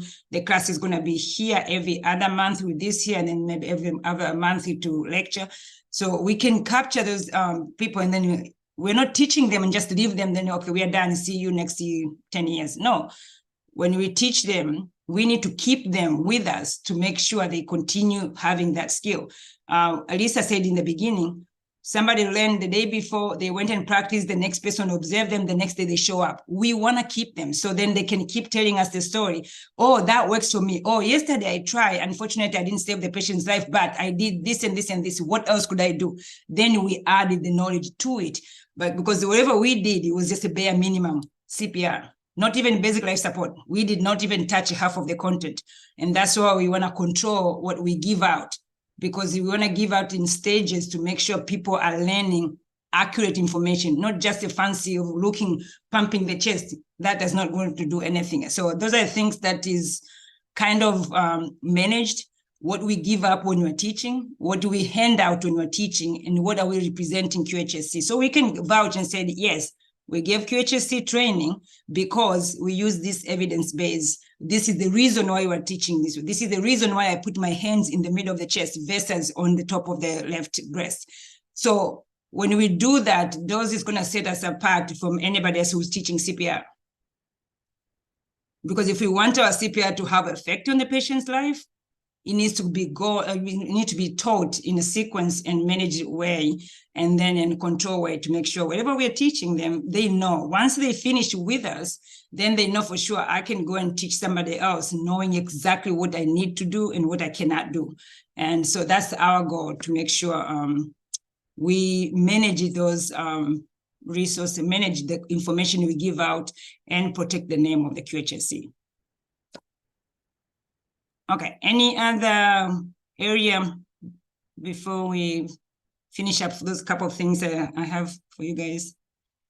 Any volunteer wants to say anything? Hi. Hi, Hi, I've been here all I along. knew that. How are you? I'm doing well. Yeah, I'm great. I'm great. Yeah. Okay. Is it my turn now? Yes. Yes, please. Okay. So, I've been taking all of this in, and I just want to congratulate you on just a really well-run program. There was a lot of synchrony, and I know there was just tons of hard work. I can't believe how you must not have slept the whole time. But aside from the accolades, it was, and I agree with everything that's been said. I sat here and I thought, what could we do? Of course, my role was medical teaching and consultation. Mhm. And I think we could have had myself, and I'm sure Dr. I'm terrible with her name, Misencheko, we could have spent more time on the wards. That was Yes. not coordinated, not from your standpoint, but from their standpoint, it wasn't coordinated well enough. We arrived on the wards. Remember, we came in early. Yeah. We Mhm. sat there for 30 minutes, chewing the rag, just talking. Doctors were not there. They should have come. They come in sauntering in about 8 o'clock, 8:30. So we lost a lot of time. We should have been on the ward because it took some time to start understanding their approach to patients, and particularly the preemies. When we were on the ward, we understand they feed the preemies with like a little sippy cup type of thing, and it seems to work fine. But they were not watching the blood glucose. One baby was not feeding. Oh, we said, let's check the blood sugar. The blood sugar was like 26. The babies weren't being fed often enough. We're talking small preemies, like 1.5 kilos. They were being fed every 3 hours. And of course, mom had to come up. Well, there's a delay. Mom's coming up from some room, preparing herself to nurse or express breast milk. And I think we could have helped them a little better with their scheduling. Also, I know they had their meetings. We had that teaching meeting, which I really enjoyed. I enjoyed teaching. I felt like, well, I did get a direct comment that I was over their heads, and that's a problem. The things I talked about are just preferences. Before you refer to cardiology, you got to know what you're referring, why you're referring the patient. And that's all I was trying to teach them. So I could spend more time teaching with them cardiology. But I think there's a root cause analysis. I think they're being poorly trained in medical school. And I don't know that we could go to the medical schools and bring class material to them and teach the students. There are 2 classes of medicine in Tanzania. There's maybe 3 because we didn't even kind of believe how the clinics in the distant regions, like, Bukoba, yourself firsthand, it's really lost. And how do people get to the hospital? They get there the best way they can on motorcycle. Pregnant women get on a motorcycle and ride to the hospital to give birth, and there's no ambulance. So we're seeing a higher level of care actually at QY. and that's impressive, but it needs work. And I think the laissez-faire attitude of the practitioners started in medical school. You gotta say, hey, this is not acceptable. It's not acceptable in Tanzania. It's some of the students, some of the doctors talked about coming to the United States. They could not get a referral from either one of us, Dr. Lillian or myself. We could not say, yes, this is a person that should start trying to train in the United States at the fellowship level, because everything wasn't there. Organization, concern, looking at the perspective of the disease, what you're looking for in that patient, it just wasn't there. And that's a training thing. That's a medical school, and that's a post-medical school, like residency training. And I'm not sure what that's like there. I do know that there are people who are selected out who went to Israel, for example, and learned high quality cardiac care, the care at the Cardiac Institute is very high quality. There's no such thing as lack of concern about the patient. There's no such thing as no CPR. I mean, I knew a nurse who just cried when we lost a child, you know? So there's something lost in their medical school training. And it's not the person, I think it's the training. They just need to say, this is the way, this is what you're doing, and this is why you're doing it. And I don't know if we could implement that, if you could find some medical schools that we could teach at.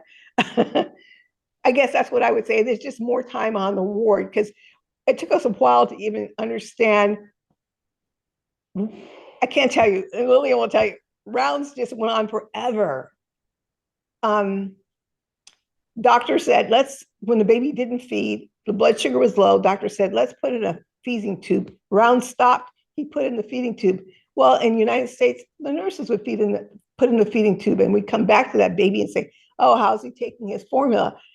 Round stopped. So babies on the other side who weren't seen were now delayed 20 minutes, 30 minutes.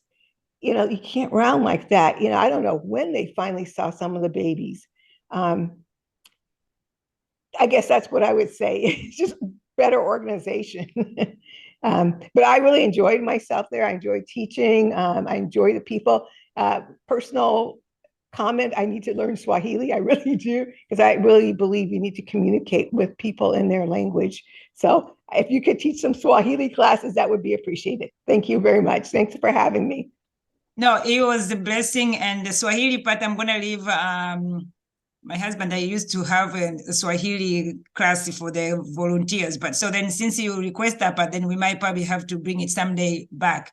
But I'm going to answer the other part. I do appreciate your expertise, and I get to see you actually doing your consultation right then and there live on the baby who really needed cardiac consultation. That was the highlight of the cardiac part for me. So it was great that child you were able to identify, and the doctors, 2, 3 of them were sitting right there next to you and learning from you. So those are the things that makes the project definitely what it is right now.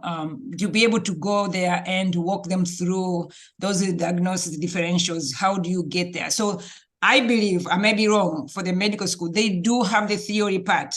They do have it, but how is it applying to everyday life to do those differentials, to do those order prescription of that child? I don't know. That's the part which I think it probably is missing. But then I think from what I saw from the few days we were there, you can see the first day, yes, it was very sluggish. Everybody is taking their time, leisurely, whatever.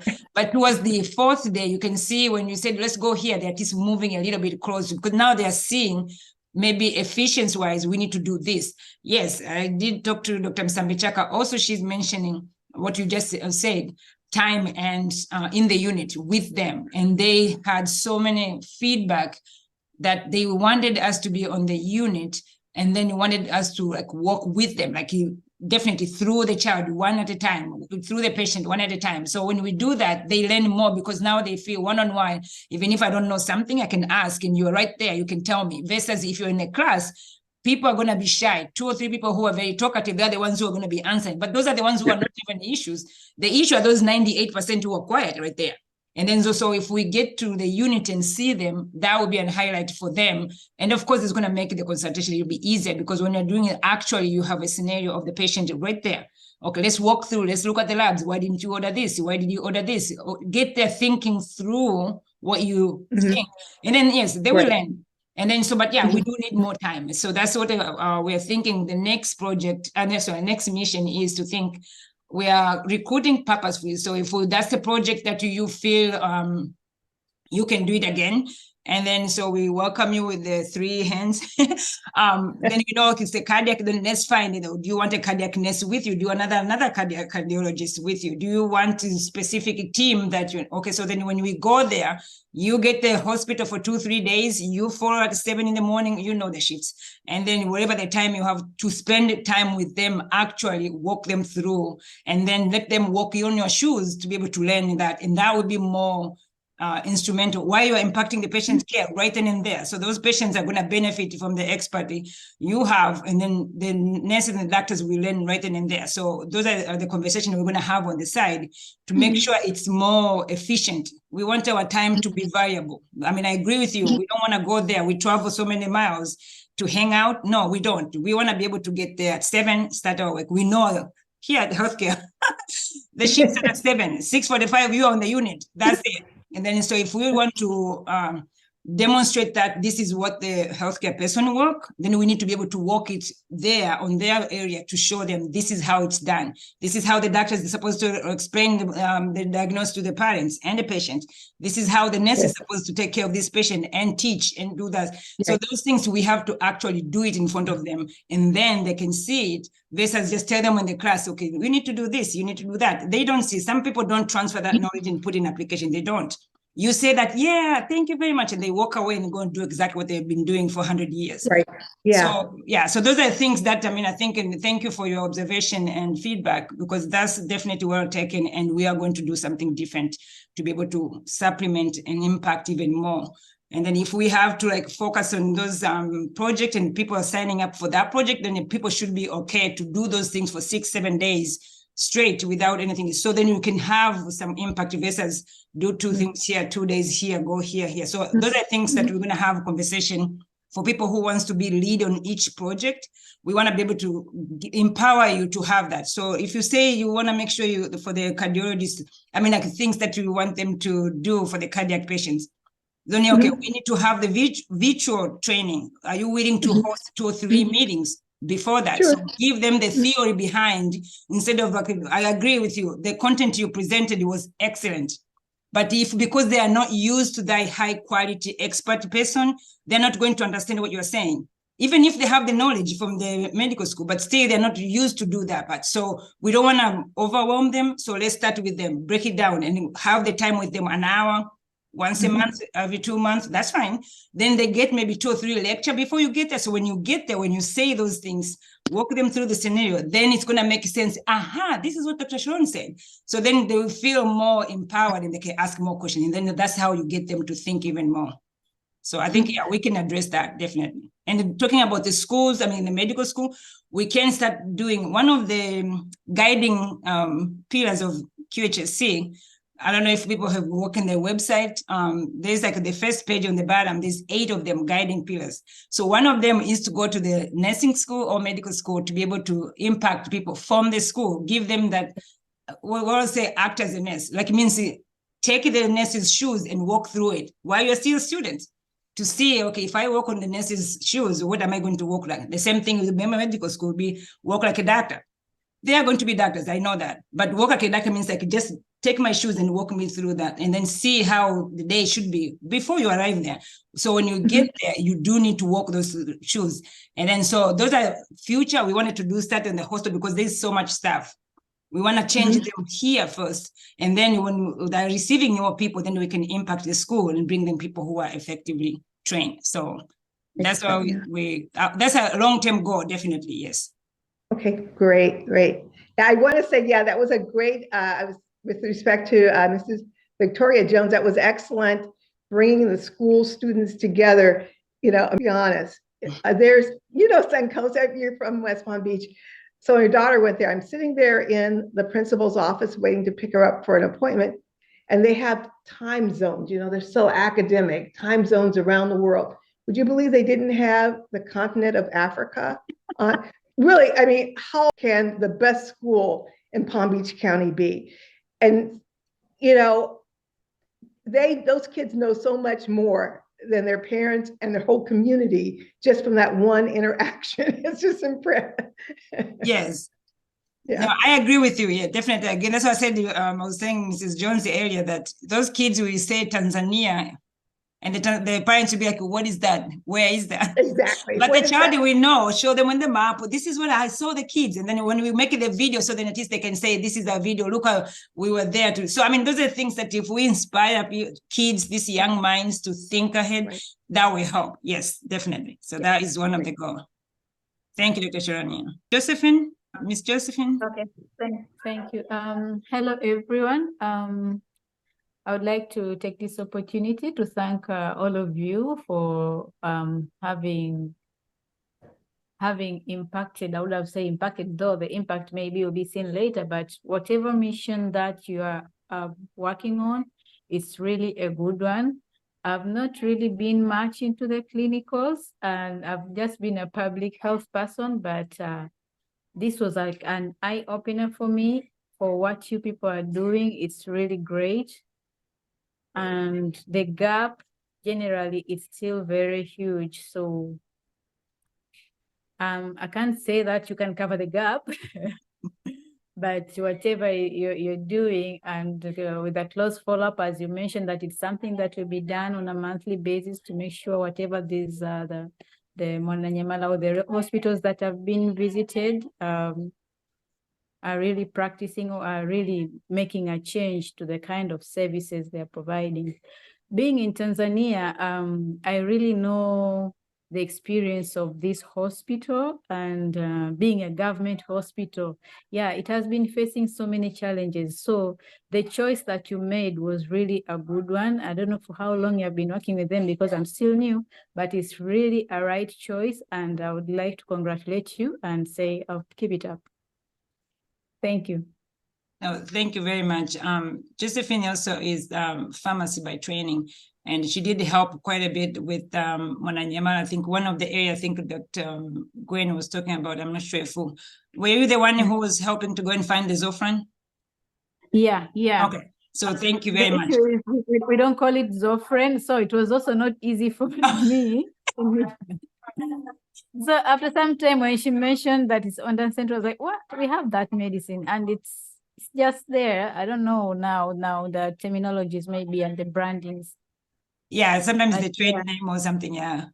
No, but yeah, no, thank you very much for doing that. But and then so as being part of Qhsc friends and members, there's a lot of stuff that in Tanzania we are going to start asking you guys to join us, whether we are there or not, and then do things as representing Qhsc. So we do have to when you are doing this project, all these volunteers who are coming, they had a specific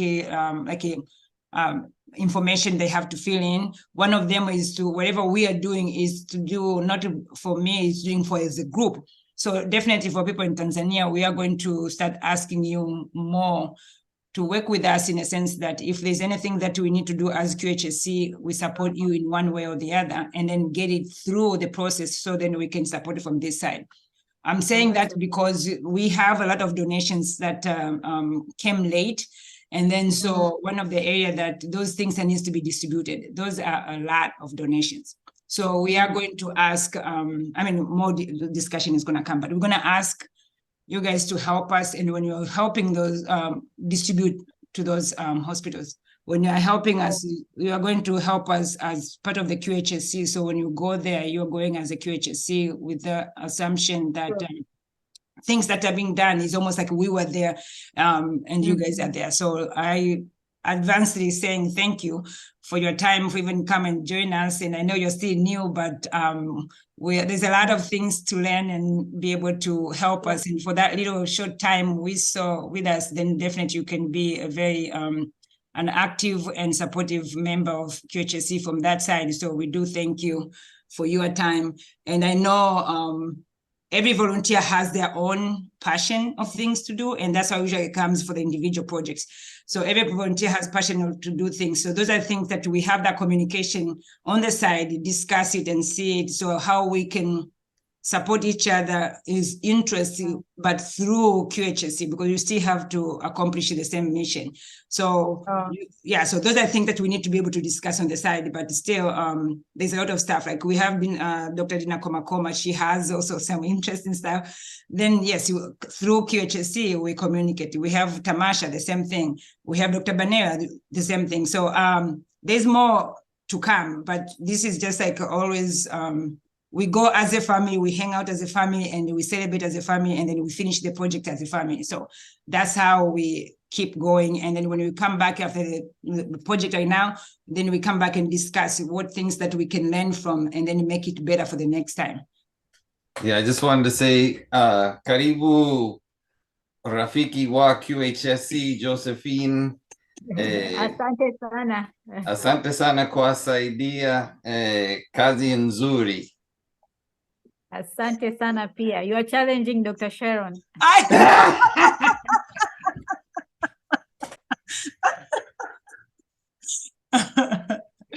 Yes, we're waiting for her to jump in right now. I know, you wait. Mrs. Christine Behuniak, I'm sure she's just listening. She's going to jump up there and say something. Yeah, Miss Christie. Next Christine, International Christie. Hi. Hello. Hi.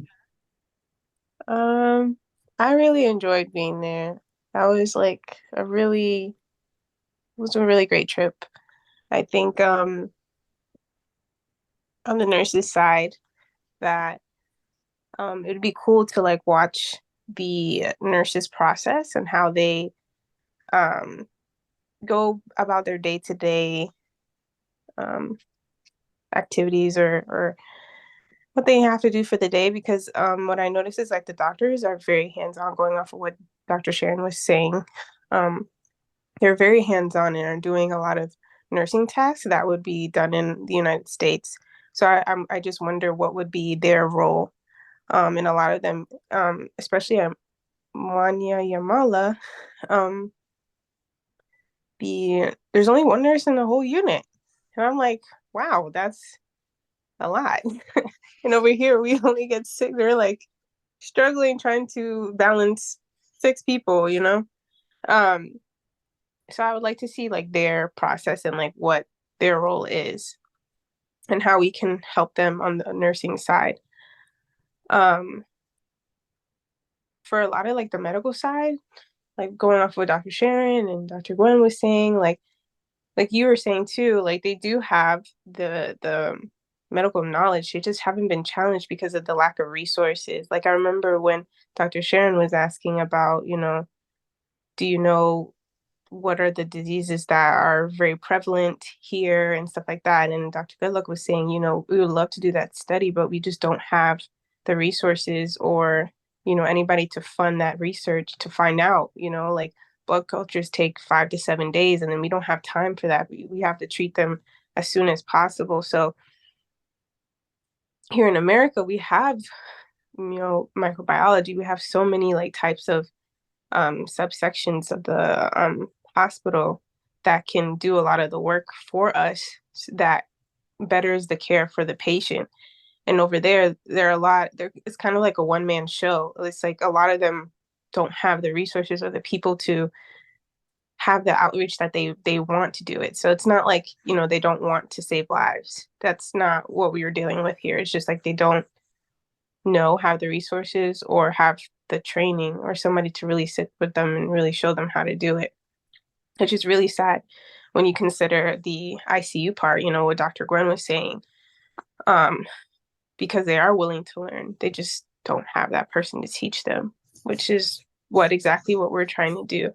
So like just going off of what everybody was saying, like based off of the interests of everybody and having their own, you know, mission in terms of like the umbrella would be the medical mission, and each person can have their own passion, or, you know, Dr. Sharon specifically does cardiology, and then Dr. Gwen specifically does ICU, and then Bree can do the CPR training and PPH, and then, you know, somebody else could do the optometry part, and, you know, like everybody go into their own field and what they like to do.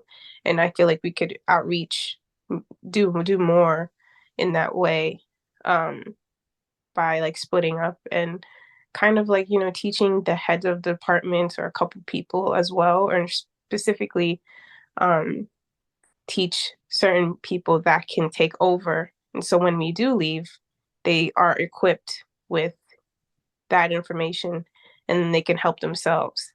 And then we can move on to another hospital. So it's like, you know, they kind of teach other people based off of what we teach them.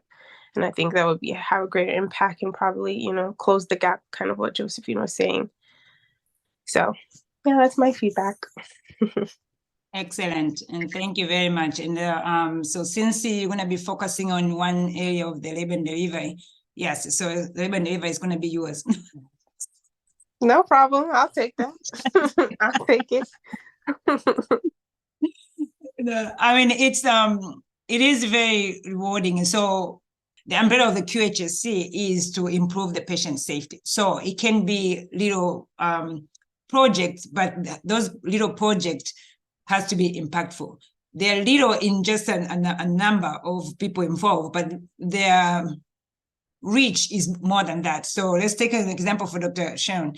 Yes, cardiology. So the goal is to make sure that patient safety. So then whatever the people who need or require cardiologist consultation will receive that support from Dr. Sharon and her team. So when I said her team, she might, as I said, if the plan is to have another cardiology nurse or another cardiologist who's going to go to the team, or somebody who wants to work on that area because that's the interest of wherever has, yes, still working on the medical mission or under the umbrella of the QHSC to improve the patient's life and of course improve the community. So that part, yes, we put people on their expert area. So I don't want to force Dr. Sharon to go and do labor and delivery. No, that's not an area. Yes, she's going to be an extra body to hold a leg, but it's not going to help expertise-wise. We're going to be misusing her talent to something else. And that's why we have this small identified project, but they have far reach their impact. So if you put her on an area that is a cardiologist only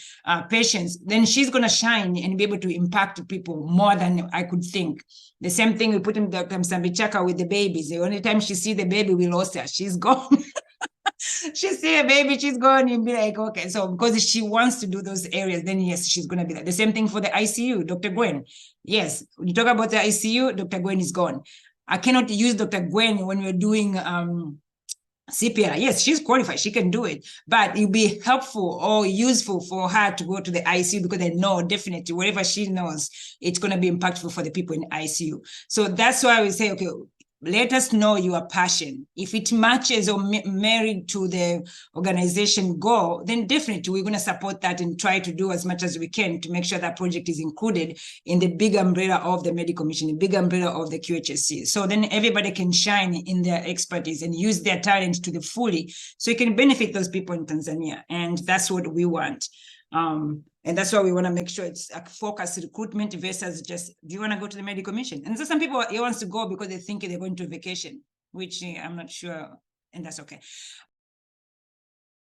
Okay, let's hear what Dr. Msambichaka's feedback from the medical mission. Advanced life support was very helpful at all levels. I think it was a much needed refresher for the majority of the caregivers. It was also timely because the hospitals that obviously we visited had just been recently upgraded to either regional status and having critical care capabilities incorporated or expanded. And so I think having CPR training was definitely very, very impactful at all levels, starting from the infants to the adults.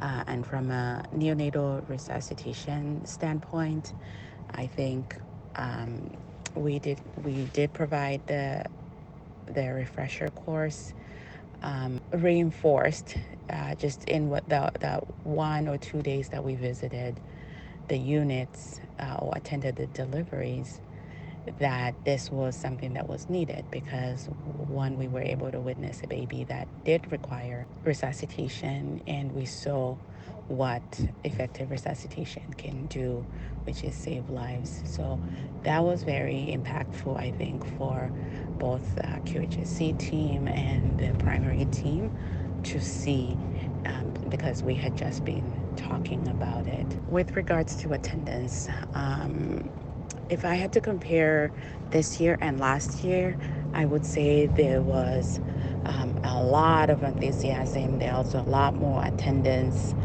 and participation in the training compared to last year. I think the way it was set up, it made it easy to attend because people did not have to be gone for too long from their work duties, but they could also stay there for it as much time as they needed to learn about the concept, to actually practice and feel comfortable before they went back to work. So I think overall attendance from both Kilwa Hospital, Mwananyamala Hospital was excellent. I think we can probably plan better for Amana next time. Thank you.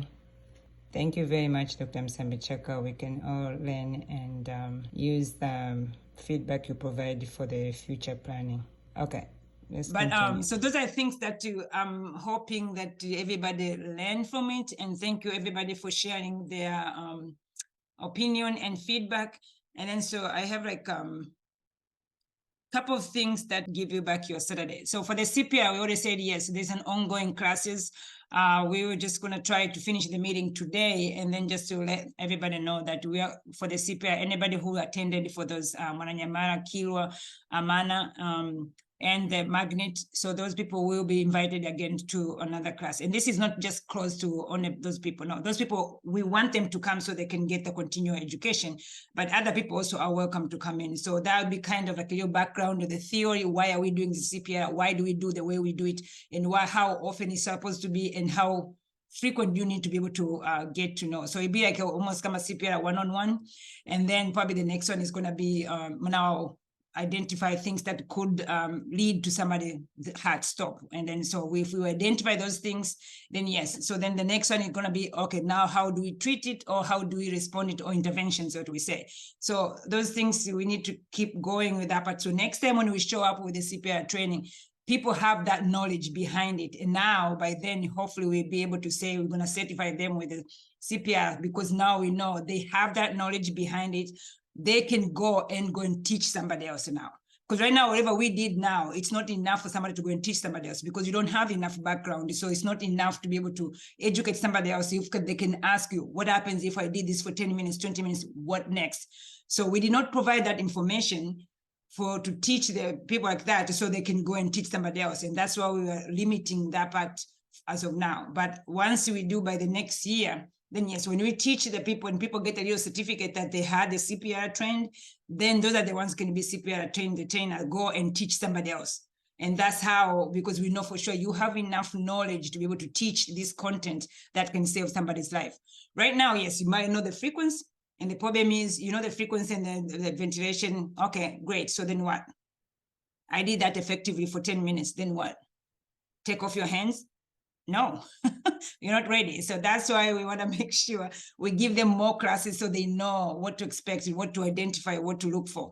Okay, so those is going to be ongoing. So probably by November, we might try to get to the timetable that which is giving the class for the next year. And then so people who are in the CPR project or want to join the CPR project and jump in and be able to be a consistent person, because when we start doing the training, I don't want only one person doing the training while the other people are just sitting down. If you are joining in that team, you'll be 2 or 3 people all the time to make sure that you are consistently put that presentation, and then everybody works together. So practicing, if you're doing the CPR, 2 people, then 2 people have to be in one location to be able to do those training. But we're going to continue and discuss that part. So because the CPR is a big thing, I do agree with Josephine that there is a huge need. We're not going to solve it today. I'm hoping in 5 years, yes. But we want to make sure we are teaching people the right thing. We don't just want to get excited. Oh yeah, CPR, CPR. No, we want to make sure whoever is learning knows what exactly it is, and then they can go and actually save somebody's life. So that's the CPR ongoing. It's going to be similar to the other projects. So lesson learning, I think we already had this testimonial from the global volunteer. Thank you very much. And I thank you over and over. And I keep praying that God will continue blessing you for your time, your financial support by paying for yourself and all those stuff just to go and teach somebody else. Thank you, and thank you, and thank you again. We're going to have more testimonials and a little bit more organized thank you meeting it's almost a kind of like a celebrating what we have done, because this was so effective medical mission. So we're going to have more videos, and you can see almost like a memory lane. Let's go back to what exactly did we do. So it's going to be more testimonials and people we have it, and it'll be a really fun thing to do. That will be in November, but the date and stuff is going to come up. So I know some people have provided more, some little short video, 2-3 minutes of video of what their summary of. Then we're just going to continue creating that part, kind of like a little movie. So if somebody wants to know what we did for the Medical Mission 2023, they can have that long link to see that video, or they can have individual projects to see the to see what they want. And especially if maybe the CPR is something they like. So let's put all the CPR stuff together, and then so then people can say, oh yeah, I think I want to be part of that part next time. Okay, so the other thing is the donations. Now, so we know donations have arrived on the 25th. And then, so we did send a check on October 1st after we were told that it's already at the port. And then once it's cleared, and then so it's going to be delivered. And then Dr. Benella and the Qhsc members were going to help us to go and distribute. So it's going to be arrangement, and then I will give you an update for all the members to know when it's going to be distributed. So there's more arrangement done on either side. So this was just...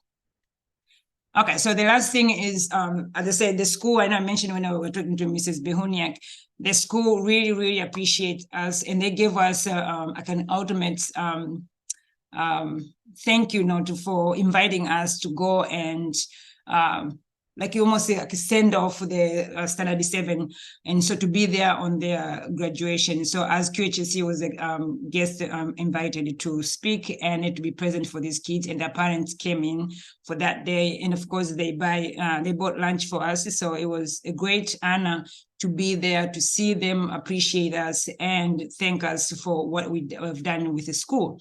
And as I said, a lot of positive feedback from the school is they have an increased enrollment, increased attendance, and kids wants to come to school, and kids wants to learn English. And then, of course, for nutrition purposes, then they go home and start discussing the nutrition impact on the parents. And now, thanks to Mrs. Christine Behuniak with her team, now the parents are speaking the same language.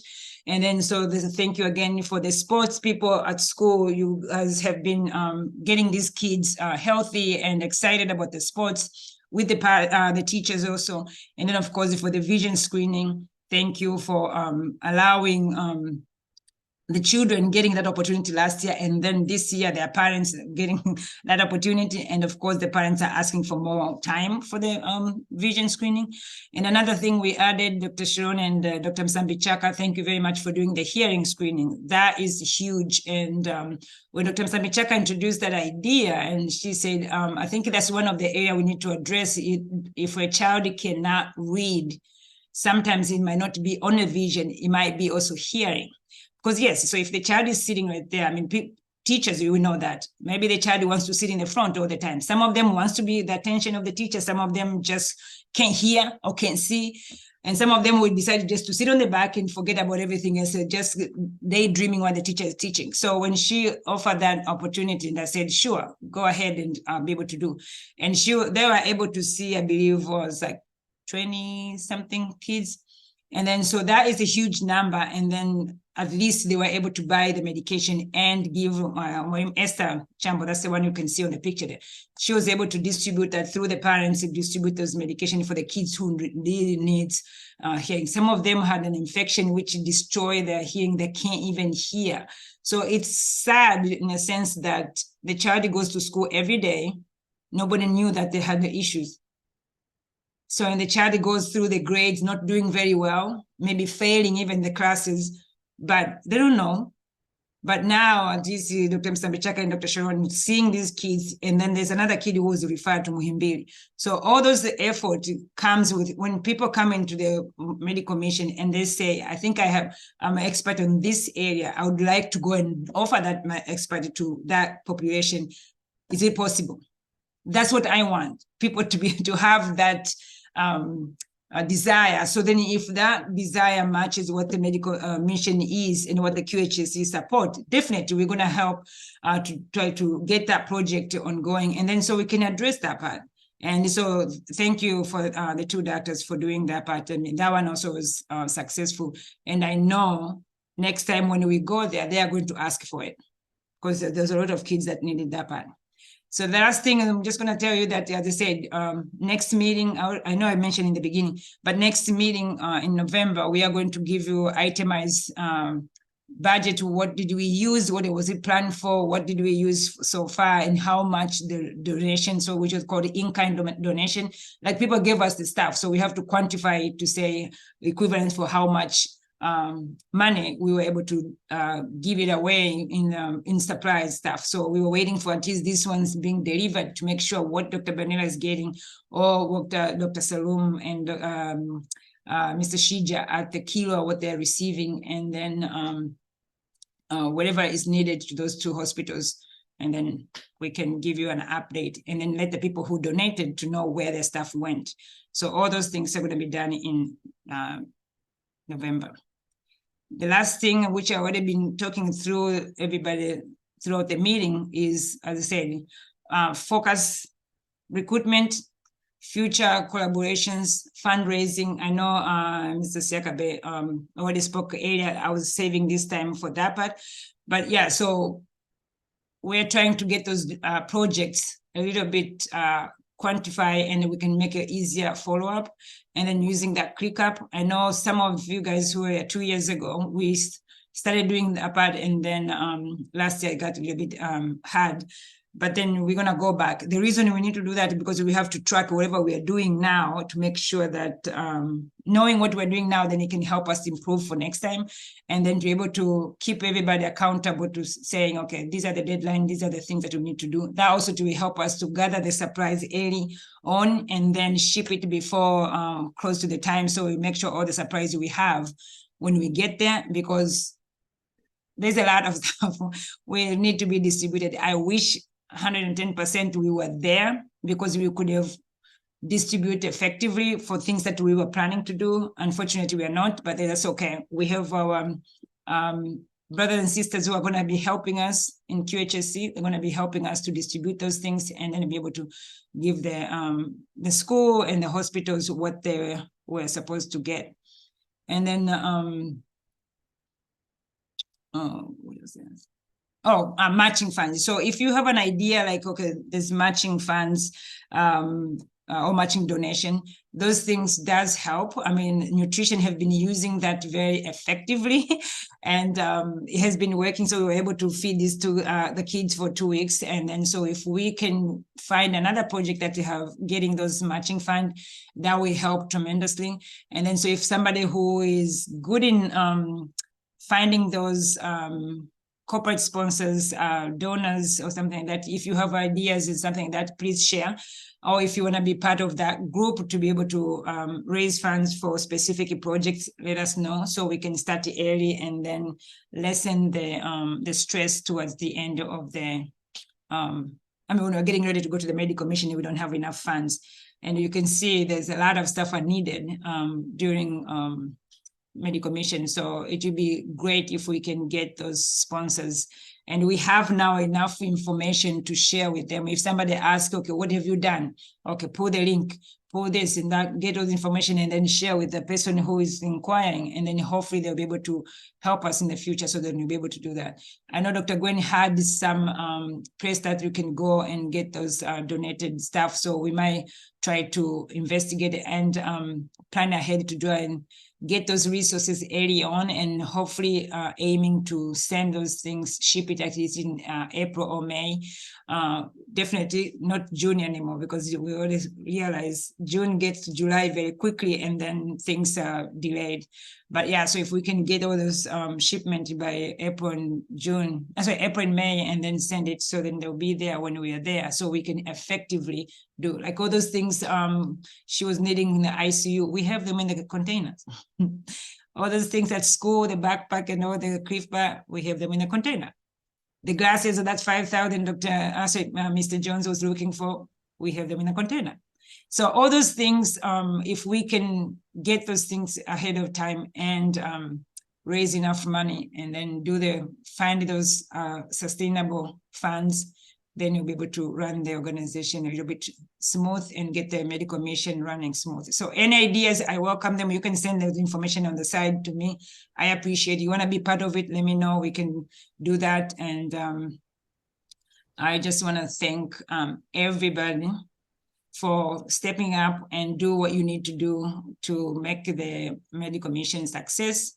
I want to thank my husband for the support and encouragement. Sorry for hearing on me, my stress, communication, and delay responses of the letters and stuff, but thank you for your support and your guidance and all the things that you did to make the medical mission smooth. This year was much better than last year. And then of course, Miss Bree here, she's my invisible secretary, and she gets to hear me do this, no, print it again, no, format this, no, we need to print that, it doesn't fit here. So thank you for being patient and learning. It's nice to see you grow and being the lead for the CPR and postpartum hemorrhage. It's nice to see you start doing all the teaching and like running the program. Even the magnet, I didn't even have a problem because I knew you were there. So thank you for running that part, because the CPR is the huge project. It was a long procrastinated project because we didn't have the time and the manpower to do that for previous mission because we were focusing on certain things. But this year it became an ideal, and I'm glad that you took upon it and then to try and make it your baby. And then now you have to own it for the next 18 years until it becomes an adult. So you're it. But no, thank you everybody, all the board members, all the global volunteers, all the members for QHSC, QHSC members and friends. Thank you for being supportive and listening all those my posting on the QHSC group. Thank you, and I appreciate people who are sending messages on the side, like giving suggestions and stuff. I appreciate that. I will take it, and we can all learn. A lot of stuff probably may be going not the way it was planned, but thank you for everybody being flexible and supportive. And then I'm always ears, and I want to learn, and I want to do things better to make sure that your dreams are also realized through the QHSC. So I welcome ideas and stuff. And sometimes you might suggest something, and I might say, no, not at this time, probably because maybe there's other competing factors in between. But definitely when it's the right time, then definitely you will know, and you'll be able to come and see what it can be with your help. Mr. Siakabe, I see you're raising your hand. Yes, so I want to thank you as well for all that you do on behalf of Minazini, Mbili, Wana Niamala, Amana, Magnet, your students, thank you as well.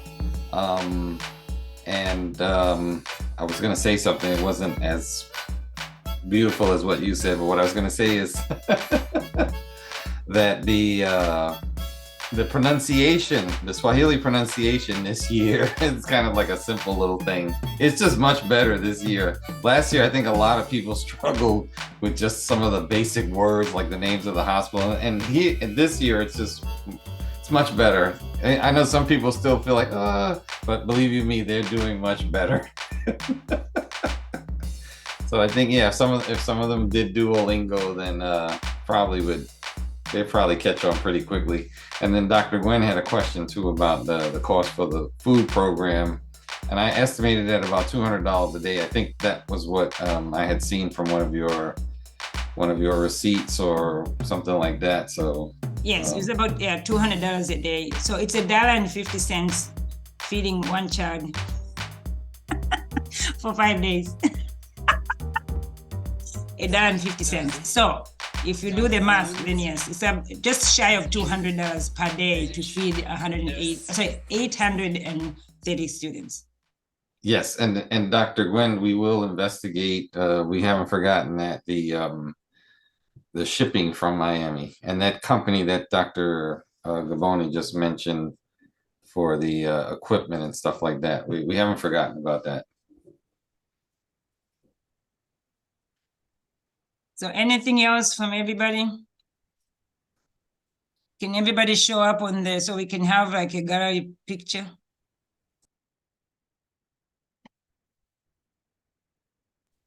Gallery. Ooh. Oh, we There lost. you go. We're missing a few more. We Did you lost lose them? Josephine. I know. That's it. I only see 5 people. Dr. Where's the other- Sharon.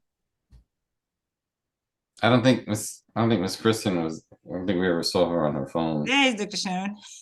Oh, look, she's got her There's crocheted blanket. I thought There's Christy was Mr. at Bill. work. I know. No, thank you, everybody. I mean, that was a blessing, and thank you for coming to the meeting. I know it's a little bit longer than expected, but just hearing your stories inspire me for the next 100 years. So we're going to try to do the best we can and keep growing and supporting all the projects that we are doing for the people in Tanzania. So thank you. And thank you for the people who are doing the stuff here in Florida too. So thank you very much. Yes. Bye, guys. All right. Enjoy your Saturday, rest of the Saturday. Hi, Christy. Bye, Haley. Bye. Bye. Have a great day. You Thank too. you too.